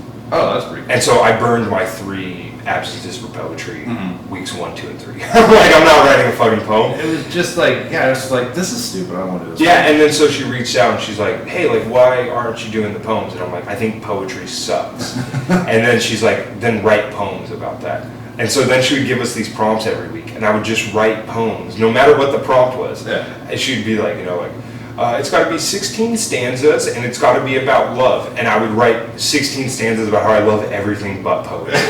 Like, that's what I just became a shtick between me and the teacher. Yeah. And then, like, halfway through the semester, I was like, you know what, I'll humor her a little bit. Like, I'll start writing poems. And then I would just, like, take, like, 15 minutes to write, like, a 100-line poem. And it would be dog shit, and I'd turn it in, and she'd be like, the pacing of this is excellent. I'm like, this just shows you why poetry is fucking dumb. Anybody can do it. Anyone can do it, anyone can fake it, and that's what Parker ends up settling on in the episode, is he's like, I think it's like an easy thing to pretend to be good at. I'm like, that's a riff we could have completely went with. It's karaoke. Mm-hmm. It's karaoke, man. Yeah.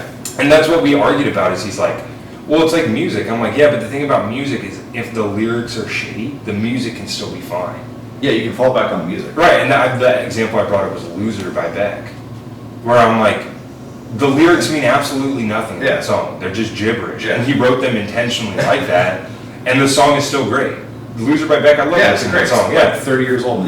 Right, exactly. And so, are you good on time? oh yeah, no, I fucking Apple Watch, dude. I get all these text messages, and I'm like, oh what?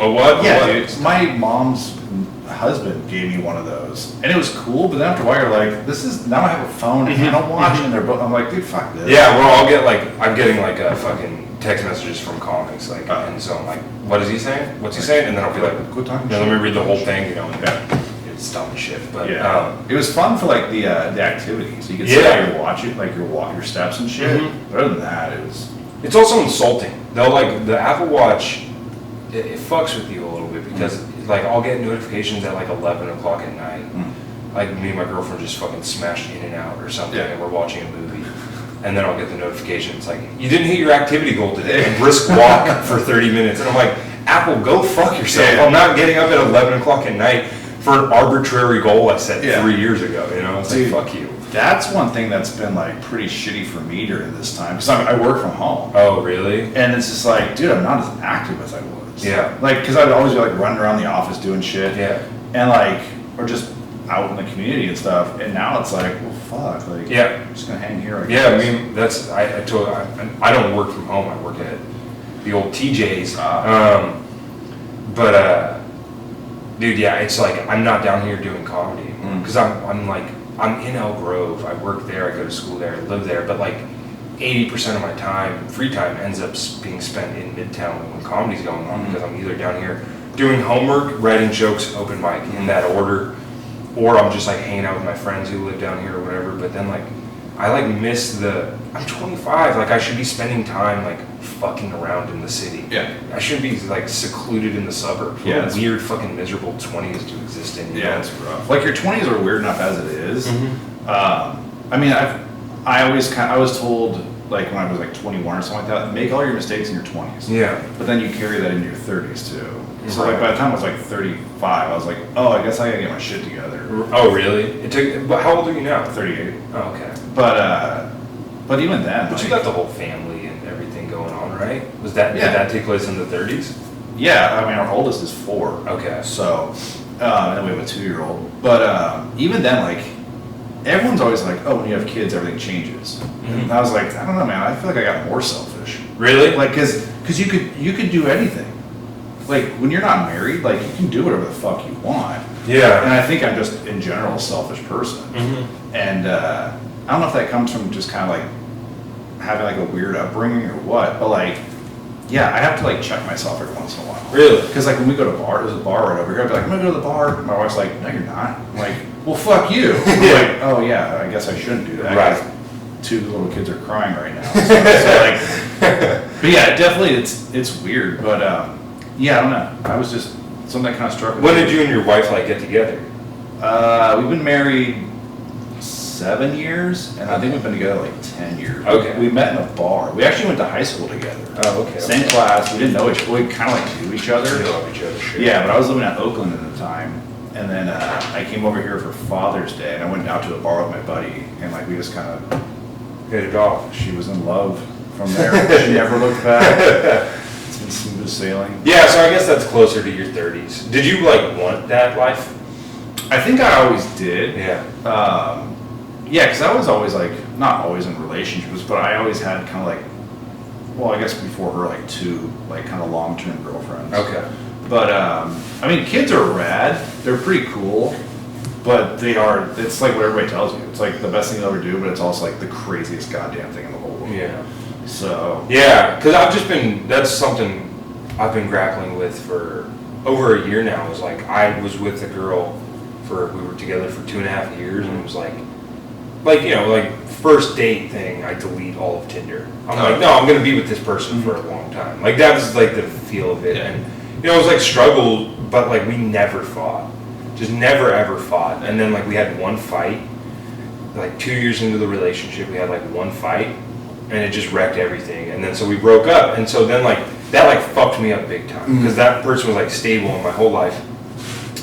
And then like basically what ends up happening is that I'm just like, I don't ever want to let anyone get that close to me ever again. And I can't tell if it's like, because it's rational in my brain. It's like, it's true. It's like the lifestyle I lead I'm going to, if like everything goes well in comedy, I'm going to have a 10-year period where I'm on the road 40 weeks a year, where I'm gone Thursday morning to Sunday night, yeah. or whatever it might be like.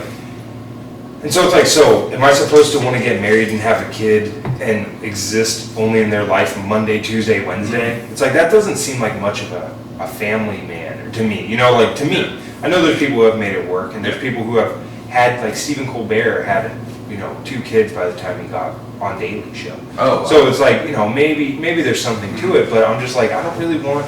And then like you get close enough to another person to where like them leaving you fucking upends your shit.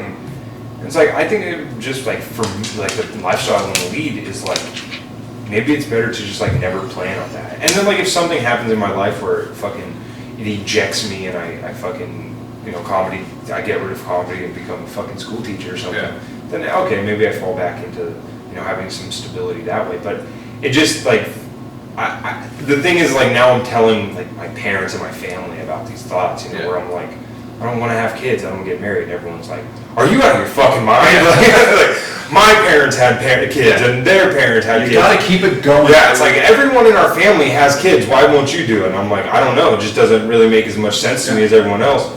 So it's interesting to talk to people, because I have talked to people where they're like, oh, I never wanted kids. I just happen to have them. And you're like, oh, that's terrifying. Yeah, that's nuts. Dude. Yeah, especially when you think about how much money goes into it, where it's like, I never wanted this $300,000 house. Yeah. I had to start paying a mortgage on it. You're like, dude, why? Like, sell the thing, Not the kids. worst would just be, you can sell them for pretty. Yeah, you can get pretty solid. Yeah, I watched that Team Dog, dude. Yeah, you get multi-million dollars for a kid. Yeah. Or even just like knocking somebody up. Yeah. That would be the fucking worst. Right, man. And all of a sudden you're like, oh, I guess this is what we have to do now. Yeah, for sure. Like, that's kind of, that's something that, so after that breakup, I went kind of buck wild on the dating scene and like, ended up getting an abortion. And it's like, as I'm like walking into the fucking doctor's office with this girl, I'm like, which we had been dating for a couple months. It wasn't like a one-night stand or anything, but I'm just sitting there, I'm like, dude, like if this girl wasn't as cool as I knew she, like one thing that I would do before I have sex with someone is discuss like what happens, because I'm very acutely aware of what happens if she gets pregnant. Is my entire life goes down the fucking drain, And I'm walking into the hospital with her, and we're like, we're holding hands. It's this weird like sentimental moment. I've actually like talked about this a little bit on stage. So she like had a great sense of humor, like which is like why we were great at dating, but it like was so goddamn dark. She told me she was pregnant on Father's Day. Whoa. Like as a joke. Yeah. Like she knew for 2 weeks and did not tell me. And then told me on Father's Day just to fuck with me. And so I'm like, all right, that like again, going back to what we were talking about, like, the kids blowing the air horn. It's like, fuck you, but as a comedian, that's hilarious. Yeah. And so we're like walking into the hospital, and I'm just thinking to myself, I'm like, if this person is not as cool as I am, like this upends my entire fucking life. And you're like, whoa, I really got to like start really thinking ahead before I just make decisions. And I realized, I'm like, oh, I have the same mentality as a parent, just the opposite way. Is like parents are like, I will do anything for my kid. And I'm like, my attitude needs to be, I will do anything to not have a kid. You know what I mean? So I'm like, it is that's why it's rational in my brain, to be like, no, I have the same instincts. It's not like I don't have interest in being a father. It's just that like the way I want to live my life is going to be beyond selfish. It's going to be self-centered, and I'm like, I can't really afford to like, I would be the dad who's like, sorry kids, I spent your fucking college fund on Chappelle tickets. Like that's the kind of person I would be. Well, that's a pretty healthy way of looking at stuff too. Yeah. I don't think there's any shame in that. Sure. Like, we had to do IVF. So there really was that kind of thing of like, hey, we can't have kids. Yeah. And you're like, but we somehow were able to get the money together to do it. And you're like, wow, this is like, it's not an easy process. Like, it's a pretty dragged out, like, she had to get her shots and stuff like that. And like, it was pretty nuts. And they're like, hey, it might not work. You might have twins. I'm like, hey, fuck that. We're not doing twins. But it worked. And, but yeah, I don't think there's anything wrong with me. Like, I don't want kids. Yeah. Like, it's rad. They're super hilarious. And what's cool now is like they make each other laugh. But that's awesome. Yeah, but at the same time, it's like, dude, I totally get it. Yeah, and there's especially also if you know what you want to do. Like if you know your trajectory already, like, hey, I want to do stand-up. I want to do this. I want to be a school teacher. Like, school teachers, I don't know what they make, but I know that's like the big gripe that they don't make enough. Well, let's be clear. Like, school teachers, they like to pat themselves on the back a bit. It's like, dude, I know you're not getting paid nearly as much as you should, but $60,000 is not the fucking worst living you could make. You know? Yeah, and I've always kind of said too, it's like, you know what you're getting into? It's like going into the army. Dude, exactly. What the fuck? I gotta go to the exactly that, man. It's like, you signed up for this. Like, everyone told you. My sister is a school teacher, so I have full license to talk about whatever I want. That's how I look at it. I have a teacher friend. Yeah. It's like the racist guy. But my ex is the one that for 2.5 years, I'm like still really cool with their parents. Oh, that's awesome. And they're both school teachers, and like they have like the way Elk Grove Unified at least works is like if you get like a master's degree, you cap out at like $98,000 a year. Shit. And they've both been teachers with their master's degree for like 30 years. Oh, fuck. So dude, they're bringing in a pretty good living in Elk Grove, like, and they've paid off their house. They fucking worked their asses off and got like a 15-year mortgage on their house. Jeez. So like they were pretty set. So they've been just stacking money for 20-something years. You gotta marry that girl. I know that. I'm like, what the fuck's wrong with you? We can make it work. Yeah, I know I'm dating a fucking comic who's, like, we're both just as fucked up. And like, damn, to get back. No, I'm obviously kidding. But, dude, yeah, totally, like, school teachers. And they both are like, like, teachers pat themselves on the, both of them told me, they're like, teachers love to complain about how much they make, but it's like, if you continue, because, like, you make more money, you get, like, a couple $1,000 bonus every year if you take a certain amount of units. So like if you go to like local community college and like take classes, just like art classes or like I think it's more like early child development shit. You gotta like do like specialized shit, but like you make money doing it. But teachers don't like that they have to fucking deal with kids, dude. And it's like sour.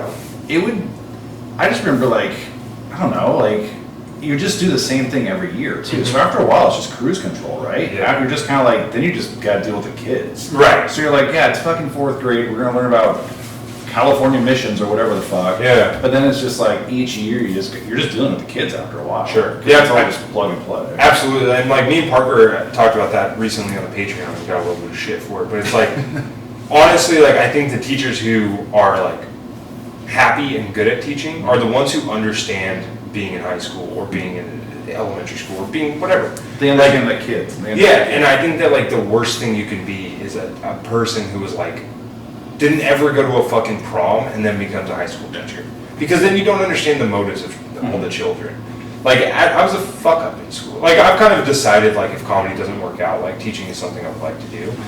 And it's like I was a fuck up in high school. So I'm not going to be confused by the person who's doing their homework, and I'm not going to be confused by the person who's not doing their homework. Because the person who's doing their homework is who I should have been. Yeah. And I'll understand their motives completely. They've been, told that going to college is their safe haven, and that's how they, will make money. And I also understand the kid who's like, school's fucking dumb. Why do I have to learn this? Yeah. So I'll be able to, please all audiences here. It's like you can ride the line. Yeah, the teachers who suck are the people who only understood the kid who does their homework. They don't understand the kid who's got shit going on at home. Yeah. The kid with fucking trauma who might want to be a comedian. Yeah, They don't or get a learning kid. disability or something like Yeah, that. totally. Undiagnosed because they're Yeah. afraid to tell people they're struggling. Like they don't understand that kid and they refuse to even try, and then they end up only hurting that kid more. Yeah. If you don't want kids, have you thought about a vasectomy? I have, man. It's weird though because I've done research. A lot of doctors won't do it on people in their 20s who don't have kids. Oh, really? It's a moral thing, which makes a lot of sense. Where it's like, you don't want to. If I go into the doctor's office and they're like, "Why don't you want kids?" And I'm like, "Cause I'm going to be a stand-up comedian." They're going to be like, "Go fuck yourself, dude. Get the fuck out of here. I'm not doing an elective surgery on you." Yeah, exactly. It's like, so it's like. I haven't thought about it enough to like want to spend the $10,000 on it or whatever, but it's like, it's something that definitely interests me a little bit. I had the phone call yesterday. Did you? Yeah. They send you the you have to watch a video. Oh, really? Which is, it's pretty hilarious. And then what's the video say? Like, it's like 20 minutes and like, this is what to expect. This is Oh, okay, so it's not like, because like when people get abortions in the South or whatever, they make them watch videos about like what the miracle of life and how no, it was not children's that actually shit. greater. It was like, if you do this, you probably can't reverse it. So, Yeah. and by the way, your balls are gonna be sore and Yeah. get some peas. Yeah. And then, yeah, it was pretty much just that. And then I had the phone call with the lady who just kind of reiterated everything, which was just kind of funny because she was like, I don't know, maybe I just reverted back to like 7th grade, where it was like she said scrotum. Like, LOL. Yes. Yeah. And so I was just kind of like, yeah. So she's like, all right, we're gonna send you the consent, and then just fill the consent out and send it back to us, and then we'll schedule it from there. And I was like, okay. But yeah, I mean, I don't want to have a kid. Yeah, right. And like, I think that like that is such a reasonable stance in society. Yeah. It's like, I've got 2, I've got enough. Like, people be like, yeah, that makes sense. But being like, I don't want any. Well, I It just believe like in- doesn't stick with people. Yeah, and I believe in population. I don't believe in it. Yeah, right. But like not eugenics, but you Yeah. understand the principle of it. yeah, it's like, dude, nobody needs like. I come from like, I'm one of 6, Okay. so you're just kind of like, dude, what the fuck? Like, and we're all spread out. So Like Catholic family or anything? Nah, my mom was just kind of. All over the place. Yeah. No, she was married twice. Right. So, but and we're spread out. Like, I think the oldest one's like in her mid-50s. Oh, wow. So, and my younger brother, he's like 34 or something Okay. like that. But it was just like, dude, like having like 3 kids, 4 kids, all within the same like 10 years of each other. That's got to be insane. Yeah. It's just like, I mean, oh, even hearing you say 4 and 2 gave me anxiety. Where I'm like, that's so much. Like, my buddy's got a 5-year-old and a 2-year-old. Mhm. Or 5-year-old and a 1-year-old. Holy shit, yeah. Or Dude, like, the lady next door is about to give birth, and every time I see her, I'm just like, yeah. But it's like, dude, that's such a developmental difference. Yeah. Between 1 and 2. Yeah, he's 2. Yeah, 2. Yeah, 2. I think, I don't know, I forget. The first one was like a miracle. Like, he had it at 19. And so Oh, we're like holy fresh out of shit. high school, and it's like, holy fuck, man, like my friend had a baby. That's and then nuts. the second one just didn't have like the same emotional impact. No, You know? yeah. Like, I love them both, Yeah, yeah. obviously. They call me uncle and shit, Yeah. but it's like, one had a fucking imprinting memory on my brain. Yeah. You know? It was like the first time life became a real yeah. thought in my brain where I'm like, well, you can conceive and end this? Like, Yeah. holy shit, you know? Your life is over at 19 for like the next like Right. Yeah, 10 exactly. years. But like, I just always think about like, that's such a big developmental difference between a 5-year-old and a 2-year-old. Like, Yeah. they need completely different things. One of them, starts to kind of develop independence, and you have to be able to like let them make their own mistakes. And then one of them, if you let them make their own mistakes, they fall off a fucking countertop and die. Yeah. It's like, that's so fucking drastically different. And that goes on forever. It's like there's a huge difference between a 13-year-old and a 10-year-old. Yeah. There's a lot of different conversations. And so I'm always just like, that's the shit I'm thinking about. Like, there's a difference between 16 and 14. Yeah. Like, how you have to parent. And you're like, fuck, like that. I can't imagine trying to turn that on in my brain. It's like, okay, I have to talk to this one like an adult so they don't, go fucking participate in gang life or something. And then the other one, I'm on like, an island. yeah, and then the other one I'm trying not to have, not let them have like fucking premarital sex or whatever, you're like trying to like navigate these waters. Yeah, I mean, I take that back. My wife and I, we both talk to them like they're little humans. Yeah. Like, it's never like the baby talk was never a thing. But like, I don't know. Yeah, I mean, we kind of just tell them, for the most part, we tell them like how it is. Yeah. So it's like one of them, they both. My concern is that they're both going to get like my temperament, where they both Okay. just kind of like are kind of intense and they fly off the handle pretty easily, Okay. which we've already seen a couple times. But it's like, hey, like, what's going on? It's not like, oh, I'm sorry you're upset. Like, you don't deal with them like that. Yeah. You just kind of like, hey, what's going on? Like, why? You're safe. You can tell me whatever, you Yeah. know. And the other day, or yesterday, they were in our room, and Ruby, our 4-year-old, she had like a piece of paper that she pulled out of my nightstand. And my wife's like, no, that's Daddy's, put it back. And it was just like, I'd written something down. And she goes, well, what is it? And my wife was like, I don't know. And she goes, is it a letter saying that Daddy's gonna leave us? And my wife was like, what the fuck? Like, Whoa. where did you hear that? So, yeah, that was super weird. So my wife was like, hey, like, she said this. And I was like, damn, she found my letter. But no, we were like, because my wife's like, where did you hear that at? Did you hear it at school? And she wouldn't say anything. And so she's like, all right, I'm just gonna give her a couple minutes. she's like, hey, give me a thumbs up or a thumbs down, because she's really into thumbs up, thumbs down. Yeah. And she's like, thumbs up if you heard it at school, thumbs up if you like, or whatever. And she gave her a thumbs up about it. So she's like, okay, so somebody at school fucking got a divorce over or through COVID or whatever, and they probably talked about it at school. So What the fuck? yeah, dude, that shit. Holy shit, dude! Like stuff like that is like, I'm like, oh, never. I don't ever want to have a conversation with a 4-year-old Dude, like that. that's Like nuts. Like, I mean, that to me is like harder than anything you have to do. Is like Dude, try to they discuss don't- with a 4-year-old like why you'll not leave in the middle Yeah. of the night via letter. Like they don't get it, dude. It'd be a text. I remember fucking being like a small child, maybe 4 or 5. It's one of my earliest memories, and just being up the entire night because I found out what death was, Oh yeah. and just crying through the entire night because I was afraid if I went to bed, my parents would die. And I just like look back on that all the time and like wonder like, how the fuck did my parents get through that? Mm-hmm. Like, how did they like go like, I'm not going to die, Yeah. but also kind of be lying? Like they might die in the middle of the night. Yeah. Like, who fucking knows? There's a good chance. Yeah, like who knows at this point? You know, obviously both of them are still alive right now, but it's like, how do you rationalize death with a fucking 5-year-old? So we're gonna have that conversation soon, because my dad died, and they've never like. It's come up Recently? like. No, it was like 7 years ago. Okay. But it's come up. Okay. Like our 4-year-old, she brought it up. She's like, "And your dad's dead." And I was like, "Dude, fuck off." Kicked her. Yeah, I was like, "Fuck you." I was like, "He was not cool anyway." But so I know at some point, like, I'm gonna have to have this conversation with her. Yeah. And like we've talked about with the dog, like, "Hey, he's not gonna be here forever." She's like, "But it's my brother." I'm like, "What a fucking weird thing we got going here." Dude, exactly. That's exactly what I mean. Is like, so my mom's out of the picture. My mom is a drug addict. She actually just got out on parole because of COVID. Oh, wow. In Colorado. She's in Colorado.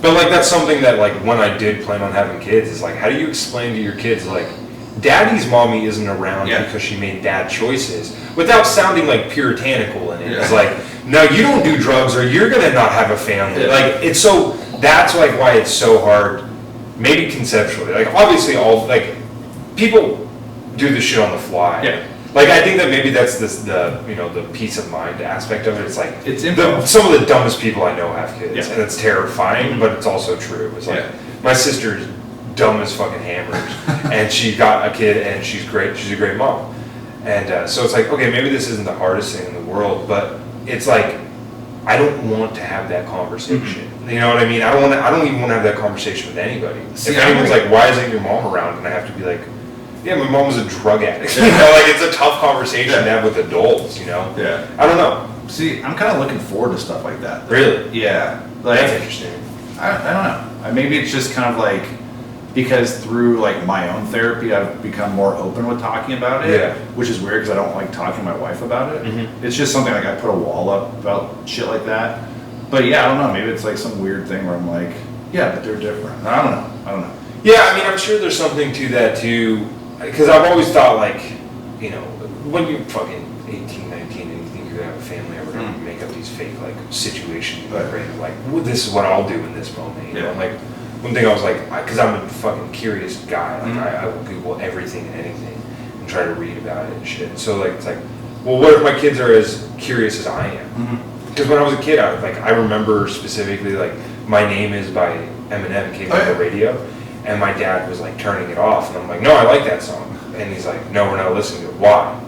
Well, because it's inappropriate. But like, we listen to the Offspring, they say bad words. Yeah. Well, they say like, you know, and like he's having to fucking like basically tell me like, hey, shut the fuck up, man. Like I don't want to listen to the song, you know? Yeah. So I'm like, what do I do if my hypothetical kids are as curious as I am? And I'm like, well, like write down their questions and just like answer them. Just write them down and be like, hey, I don't know the answer to that right now. Let me look it up. You know, and it's like, oh, that seems like a pretty easy thing. But then it's like, how many people, like, I mean this like genuinely, I'm not like trying to take shots at parents, but it's like, how many people have that much time to dedicate to shit like that? No, because it's easy to just be like, I don't know. Yeah, you say, I don't know, eat your fucking mac and cheese and go to bed. Like, you don't really want to be answering fucking, you don't want to be like Nostradamus to this kid before bed every night, fucking answering every question they have. It's like, I don't know. But I was going to ask you, dude. So you're in therapy? Yeah. Okay. How long have you been doing that? We've actually been couples therapy for like a year and a half now. And then I've been on my own for at least a year now. I kind of took a break, and then I started back up maybe like 3 or 4 months ago. That's awesome. Yeah. It was hard finding a good one. Oh, okay, so you didn't click right away? No, well, I clicked with her right away, and then she like went on vacation for 2 weeks, and then we just kind of like we took a break. Yeah. And then I always felt bad about it. I was like, man, I should give her a call. Like, she was super rad or whatever. But then I was like, you know what? She wasn't like pushing me hard enough. Because it needs to be upfront with me. To be like, no, you fucked up. Like, this is your problems. And which is great for because our couples therapist is like that. So I tried a couple other ones, and dude, it was when you have like a bad one, it is fucking terrible. Yeah. It's like I went to this one dude up the street here, and the sessions kept getting shorter and shorter and shorter. I'm like, that was only like 35 minutes. He goes, well, that's all the time we got today. I'm like, oh, no, fuck. Okay, yeah, fuck you. Yeah. And you're like 80. Like, you should be a therapist at 80. Yeah. And then another one was just this, like, she talked for like 2 hours straight. And like, at one point I was like, hey, I got pissed. And I was like, I could just leave right now. Like, this doesn't matter. And I didn't. But, no, man, I dig it. I like it a lot. Yeah. I think that, like, I push people to therapy like crazy. Yeah. Because like when that relationship ended, that relationship of 2.5 years or whatever, like it was because I was like not dealing with my mental health seriously, and so I'm like, all right, well I got to really be doing this shit, and so I'm like, how do I start dealing with it? And I was like, go to therapy. And I clicked with my therapist like right away, but then she said something that like fucked me up big time one time. Like, so I was supposed to have an appointment on a Tuesday. Or on Monday. And my job was just fucking me up all week. And so I'm like, every day I'm like, at least I have therapy on Monday, at least I have therapy on Monday. And then on Thursday I get a call from Kaiser. And they're like, your appointment's been canceled until further notice. I'm like, what the fuck? I'm like, you know, these things are like 6 weeks apart. Yeah. Like, I'm not going as regularly as I'd even like to be. Yeah. Like, what the fuck do you mean it's canceled, you know? So I call.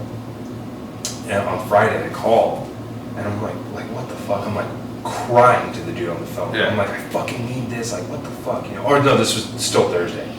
And the guy's like, I'm sorry, like I can't really divulge any info. And I'm like, what the fuck, you know? I'm like, did my therapist die or something, you know? And they don't want to tell me because you know they're afraid I'm gonna like kill myself or something. Like, that's what I'm thinking. And so then I get a call on Friday. That's like, your appointment for Monday is back on. And I'm like, okay, now what the fuck? Yeah. You know, like now I'm furious because now you've put me through all this fucking anxiety and turmoil for no good goddamn reason. And so then I go into therapy and I like do my fucking spiel and we talk and everything. And then like the last 15 minutes I'm all, oh, hey, like, what the fuck happened? You know? She's like, okay, well, I can talk to you about it if you'd like me to. Like kind of like needing my consent to talk about it. And I'm like, okay, what happened? She's like, all that. That she just starts unbuttoning things. And she goes, no, all of the mental health specialists for Kaiser West Coast were going to go on strike because we're having like seriously bad union shit. And I'm like, oh, like, well, I'm curious about this because I'm a genuinely curious guy. And I'm like what? You know, like what's going on? She's like, well, you know, the problem is that they have too many patients, basically. And then they start outsourcing it to other companies. But even those companies are now getting overwhelmed, and so they're not taking it.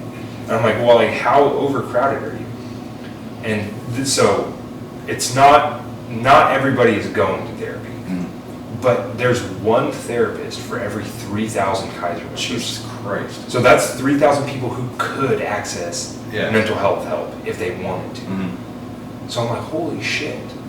And she's like, yeah. And so like none of my patients can come here as often as they need to. And I'm like, well, like for what I have, like how often should I be here? You know, I've got generalized anxiety, anticipatory anxiety, and depression. That's onset by the anxiety. So if I keep my anxiety in control, no depression. She's like, well, you know, like you're here like every 6 to 8 weeks. She's like, I'd really like you to be here every 2 to 4 weeks. And she's like, but that's not even the worst. She's like, there's people who need to be here every day. And I'm like, really? Like, how often are they coming? Because I'm thinking, you know, like fucking once a week or whatever. She goes, no, like 6 to 8 weeks. Jesus Christ. She's like, there's people that are so emotionally and mentally disturbed, they need to be in therapy daily. Yeah. And they're coming in 6 to 8 weeks. And then you start fucking breaking it down from a on a macro level, and you're like, oh yeah, there's mass shootings constantly. Yeah. There's people furiously, and even if it's not resulting in a movie theater being shot up, like how many people fucking veer people off the road due to road rage or shit. It's like, yeah, there's so many people fucked up, and I'm starting to think like, I'm getting into Buddhism, I'm getting into meditating, and this is back then obviously. And I'm like, I think I have like a lot of the tools to like keep my shit in control. So that's why I stopped going.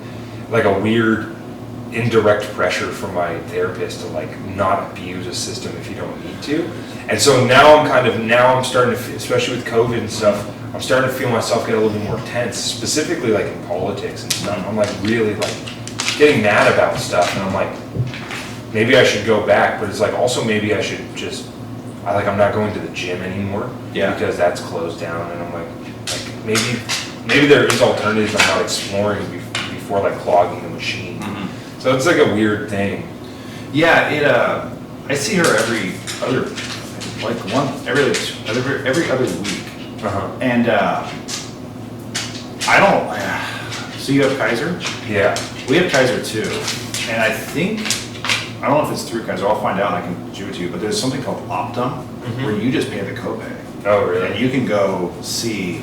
They have like a list, and just crazy enough, the lady I was seeing before that I took a break from, she has Optum. Oh, so cool. I pay $20, and insurance pays for the rest. Oh, it was nice. like $100. So there is that, but a lot of them are just so inundated, like they're just slammed. And I kind of went through the same thing with Kaiser too, where I went and I finally was able to meet with somebody, and she kind of said the same thing in a roundabout way, but then she's like, but there's groups. And I'm like, I don't go to a fucking group. Yeah, right. This isn't like AA or Yeah. whatever. Yeah, and like that, I guess that's like what they try to push you towards, to like, because most of my anxiety comes from my childhood and shit, like being a kid in foster care and stuff. And so then they'll be like, oh, there's groups for like former foster kids, and I'm like, my foster experience is much different than everyone else's, and I'm just gonna go and be the guy who like is in AA. Yeah. Who like you sit there and you're like, yeah, sometimes I like have like 6 beers and punch a hole in my wall, and then the other guy's like, yeah, I accidentally fucking killed my kid driving drunk, and you're like, okay, these are very different conversations, and even though the problem might be rooted in the same place, I don't think I need to be here as much as that person, because like my foster care experience, I lived with my best friend because he was adopted. Oh wow. And his parents were like active foster parents. Like when you adopt a kid, apparently they like put you as inactive in the system.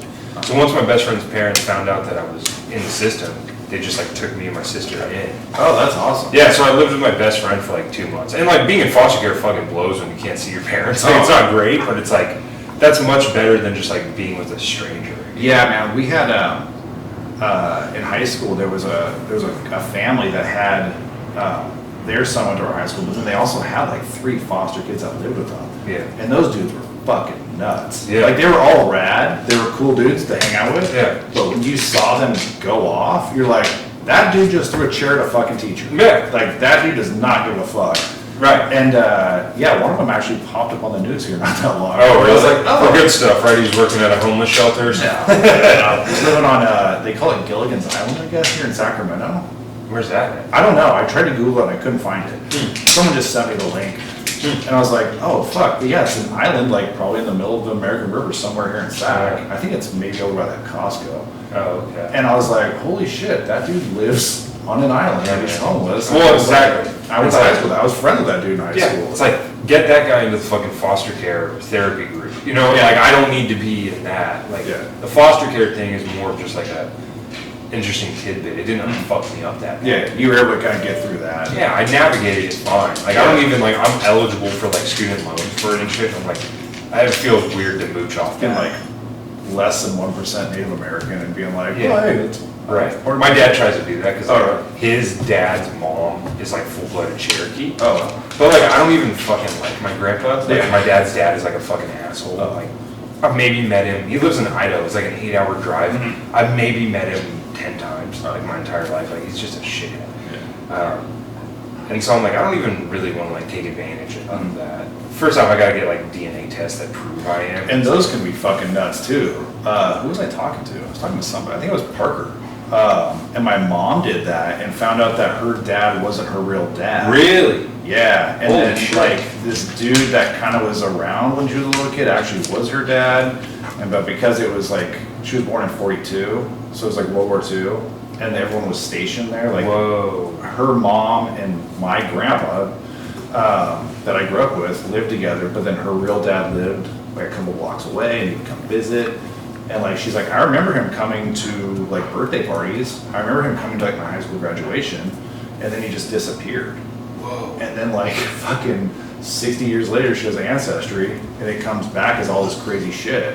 Whoa. Yeah. That's crazy. Yeah, so Yeah, I mean, that I'm shit can be pretty kind of weird. I'm pretty lucky. I look just like my fucking dad. So, Oh, yeah. Well, you got that but yeah, I'm pretty good there. But it's even just like I don't feel comfortable giving that much. I mean, I know that fucking Apple probably has sold all my data to companies, but it's like people who would do like the 23andMe specifically. It's like, so you're just giving a private company all your DNA. They have your DNA in it. It's weird, dude. That seems like it's gonna fucking bite people in the ass They eventually. bit the Golden State Killer in the ass. Exactly. That's how they got him. Bingo. And Exactly. that dude lived like 20 minutes from here. Dude, my dad, my dad's mom is just the kookiest fucking thing. I love her to death, but she's like a German immigrant who is just like, she's got the worst anxiety of anyone I know. Oh, wow. Like, she's just like completely anxious about everything. I mean, she's completely convinced ISIS is gonna kill her. Huh. It's like, she's like super like that, you know? And when the Golden State Killer, I went to school with the judge that prosecuted the case. Oh, really? Yeah, well, not with the judge, but his daughter. Oh. I went to school with his I was daughter. gonna So I was say. talking to my dad about it. I'm like, 24-year-old judge. yeah, I'm like, yeah, I know Judge Bowman's daughter and Yeah. stuff. And he's like, yeah, it's crazy, man, because like my dad lived in South Sac when all that shit was happening, Uh-huh. and he's just like, yeah, like he's like, when I was a kid, like your Oma would fucking, we'd all be in bed as kids, and she'd come upstairs and get ready for bed, and then just start screaming. And we'd be like, what? She's like, I can't remember if I locked the door. Go down there. So my dad's like, I'm 8 years old, running through a dark house, making sure all the doors are locked so a serial killer rapist doesn't attack us. And it's like, what a fucking time to be alive. Yeah. That shit's Well, just- that dude Corky that I had on, he grew up in Rancho, and he's like, dude, that guy was like, it was like the fucking boogeyman every That's night. crazy. He said it was just nuts, like every single night. And yeah, I went down a weird rabbit hole on serial killers recently. Yeah. It's kind of fucked up, man. Yeah, it's very interesting because like a weird part of my brain, and I would never do anything fucked up Yeah. like that. But it is pretty interesting to hear people be like, yeah, we were all like, oh, like who is this guy? You know, it would be kind of nice to like turning into a positive. It'd be nice to be Batman.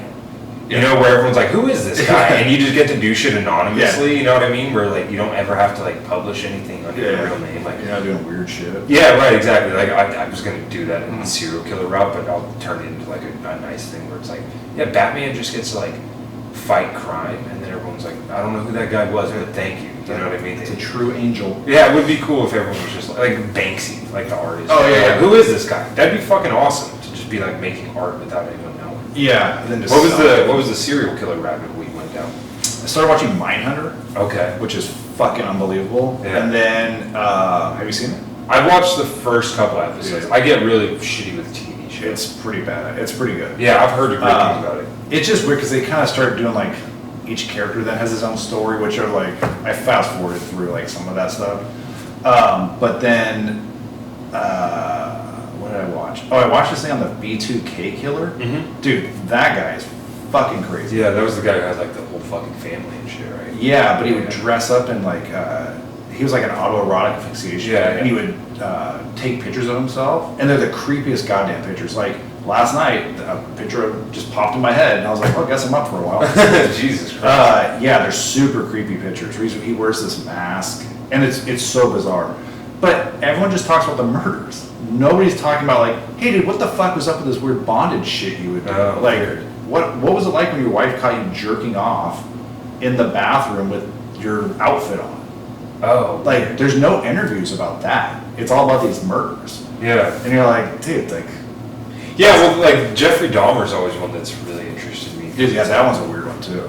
Yeah, I always, like, as a comedian, I get so fucking resentful for shit like that because it's like, you're not allowed to say gay on stage, but then Netflix can put out like Ted Bundy is the handsomest man ever, and Yeah. you're like, that seems more dangerous than like anything you could say rhetorically. You know what I mean? Like, well, it's like when all those shootings were happening, and then all of a sudden Sylvester Stallone puts a movie out called Bullet in the Head. did he really? Dude, the title was called Bullet in the Head. I didn't know. I think it's Stallone. It was right around like, not the Parkland. I don't know. Maybe it was like the Parkland or like the movie theater one. Yeah. It was like in that time, that year. Where the fuck? I was like, dude, this is all bullshit now at this point. Like, you can't argue this and then have that. Yeah, right, exactly. It's like you can't pretend to care about. But like Ted Bundy's a specifically dastardly one, I guess, because everyone's like, I mean, he's a genius. It's like the last person he killed was a 14-year-old that he raped while she drowned in mud. Yeah. It's like, I don't really feel like fucking watching a documentary about this piece of shit. Like, It's so bizarre. Like, I like true crime shit, specifically like missing person stuff, because that really is like interesting. Have you seen Netflix rebooted Unsolved Mysteries? The one about the French family? I didn't watch that one mainly because it had subtitles. Oh, really? It started with subtitles, and I was like, I'm out. Dude, it's one of the most interesting things. Really? Yeah, the dad like basically kills his whole family. Well, and I then haven't like, seen it yet. oh, dude, I'll spoil the whole Jesus. thing. People at home, turn it off if you want to watch it. No, because even if you like, you still gotta watch it, because even if you know what happens, you're like, what the fuck? Yeah. But like he's like this aristocrat basically in France, and like by all accounts has a loving family and everything, and then kills them, and then does like an impeccable job of cleaning up the crime scene to the point where you can't find him, or like you don't like. They're like, he did such a good job of doing it that they like find the bodies and they're like, we're not even sure if he's the killer. Oh, wow. Yeah, because they can't find any reason to believe he's the one who did it for like a week or so. So then they like we're like, okay, well, we got to find out where he is. Let's see if we can track his credit cards and everything. So like basically hid the bodies really well. So they like, the family goes missing, they list him missing, and then like 2 weeks later they find them buried. And then they're like, well, we got to find the dad.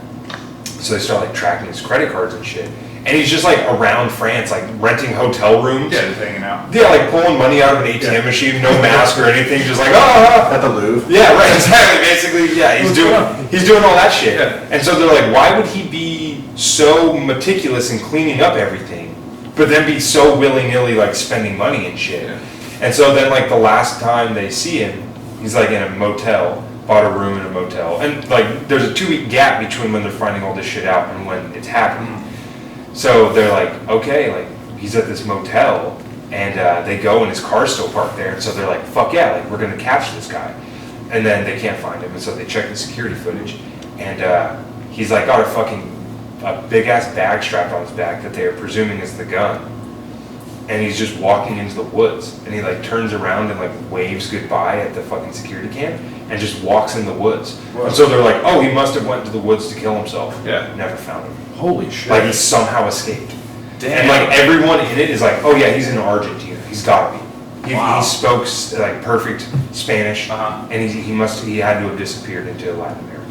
Alright, I got. Dude, you gotta watch it. And like, I'm not even giving all the details. Like, there's some like way crazier shit, like where they're like trying to like discover a motive, and then you like start like, holy shit, like this guy had like way other extracurriculars and shit. It's really tight, but you're like, that kind of stuff is like, obviously him murdering his family is terrible, but it's like, I want to know so much more about that guy. Yeah, I want an interview with that dude. Yeah, right. It's like the guy who murders his family is far more fascinating than like the guy who murders gay dudes at a gay club. Yeah. To me, at least. Like, where I'm like, Jeffrey Dahmer's just a piece of shit. Yeah. This guy clearly had some motivation besides what we can figure out. Yeah, I watched something on Dahmer not that long ago, and it was sad too because his dad was in it.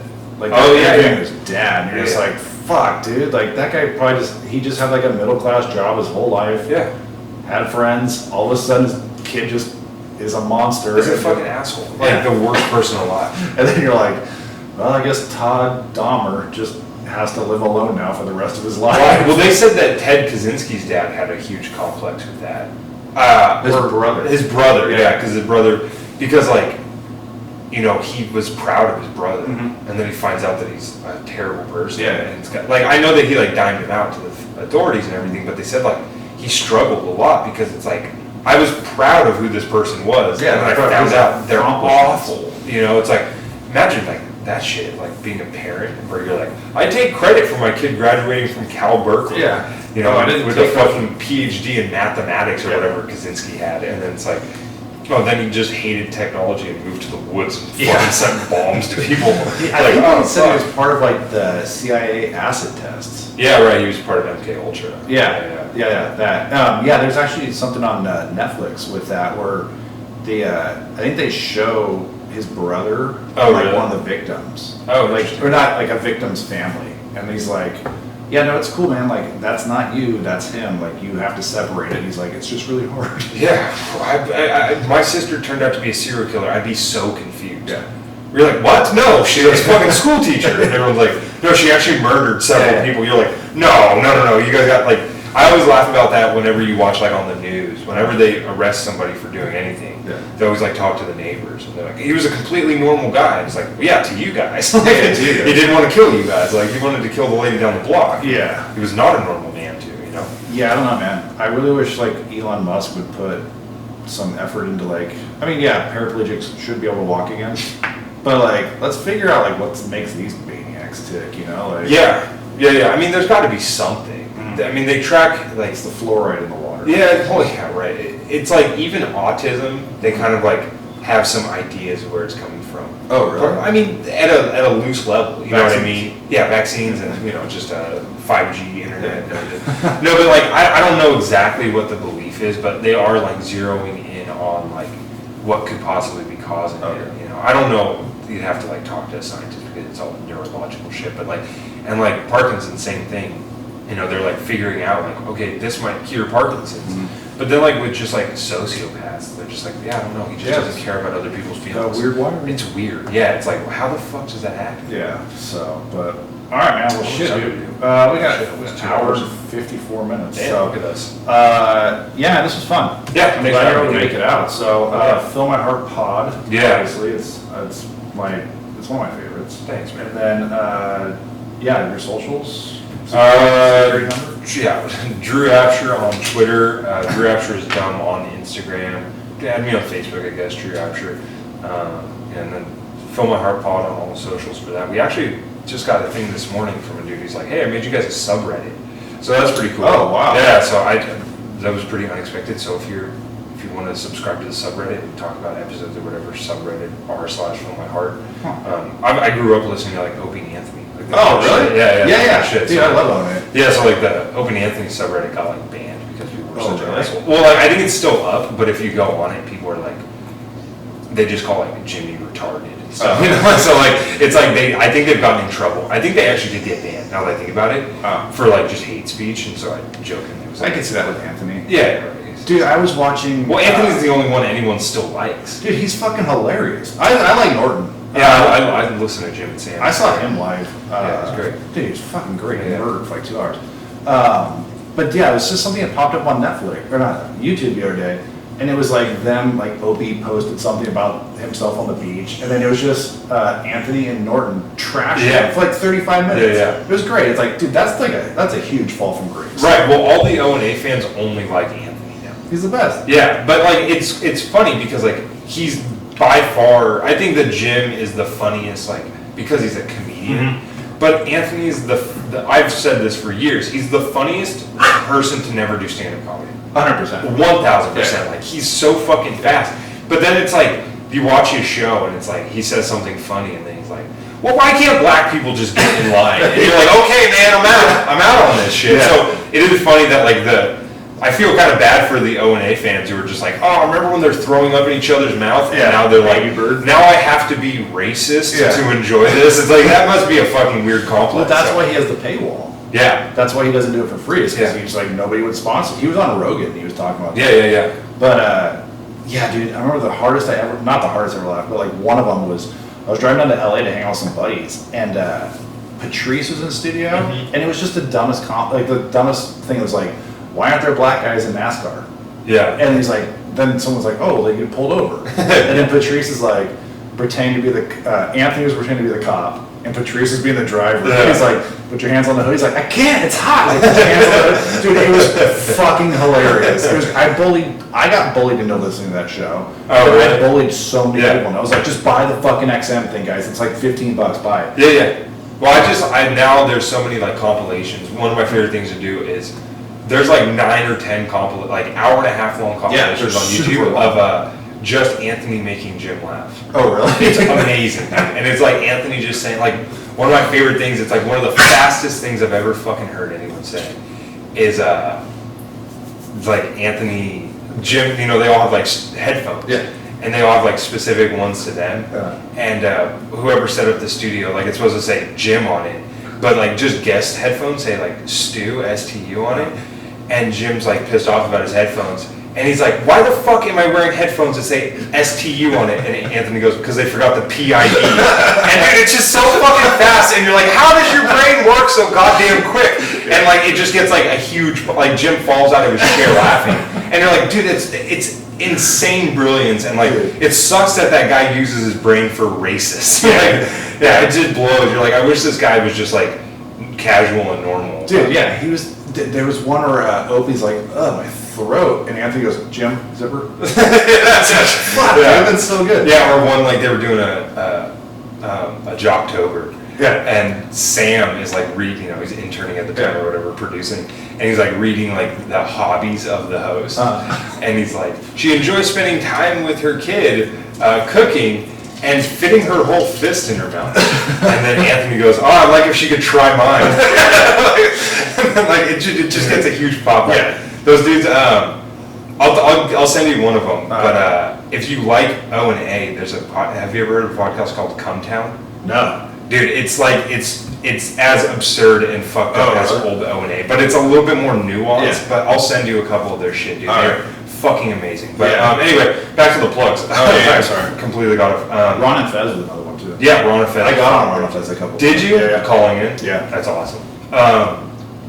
But anyway, Fill My Heart Pod on all social media, and then we have a Patreon, patreon.com/fillmyheart. So and shirts. Yeah, we just got shirts. We got shirts in.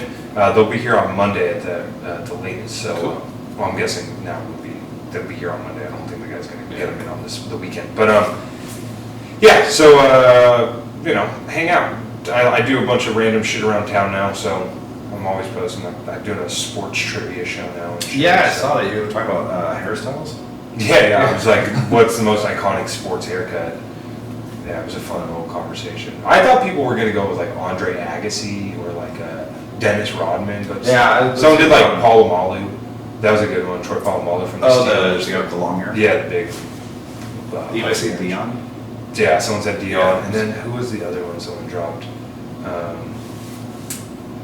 I was the dude in the '80s that had like the. He did movies. He was nuts. He was a blonde dude with a mullet. Oh, Brian Bosworth. That was the other one that people said. University of Miami dude. He had like the big blonde mullet. Yeah, that guy was a psycho. Yeah, actually, it's 30 for 30. Yeah. So those were actually the three people said. Oh, Dion, Brian Bosworth, and fucking goddamn, I just Paul Ball. But anyway, yeah. So that's Tuesdays at 6:00 on all of Stab Comedy Network shit. So yeah, cool. Thanks for having me, dude. Yeah, dude. It was awesome. Thanks. All right.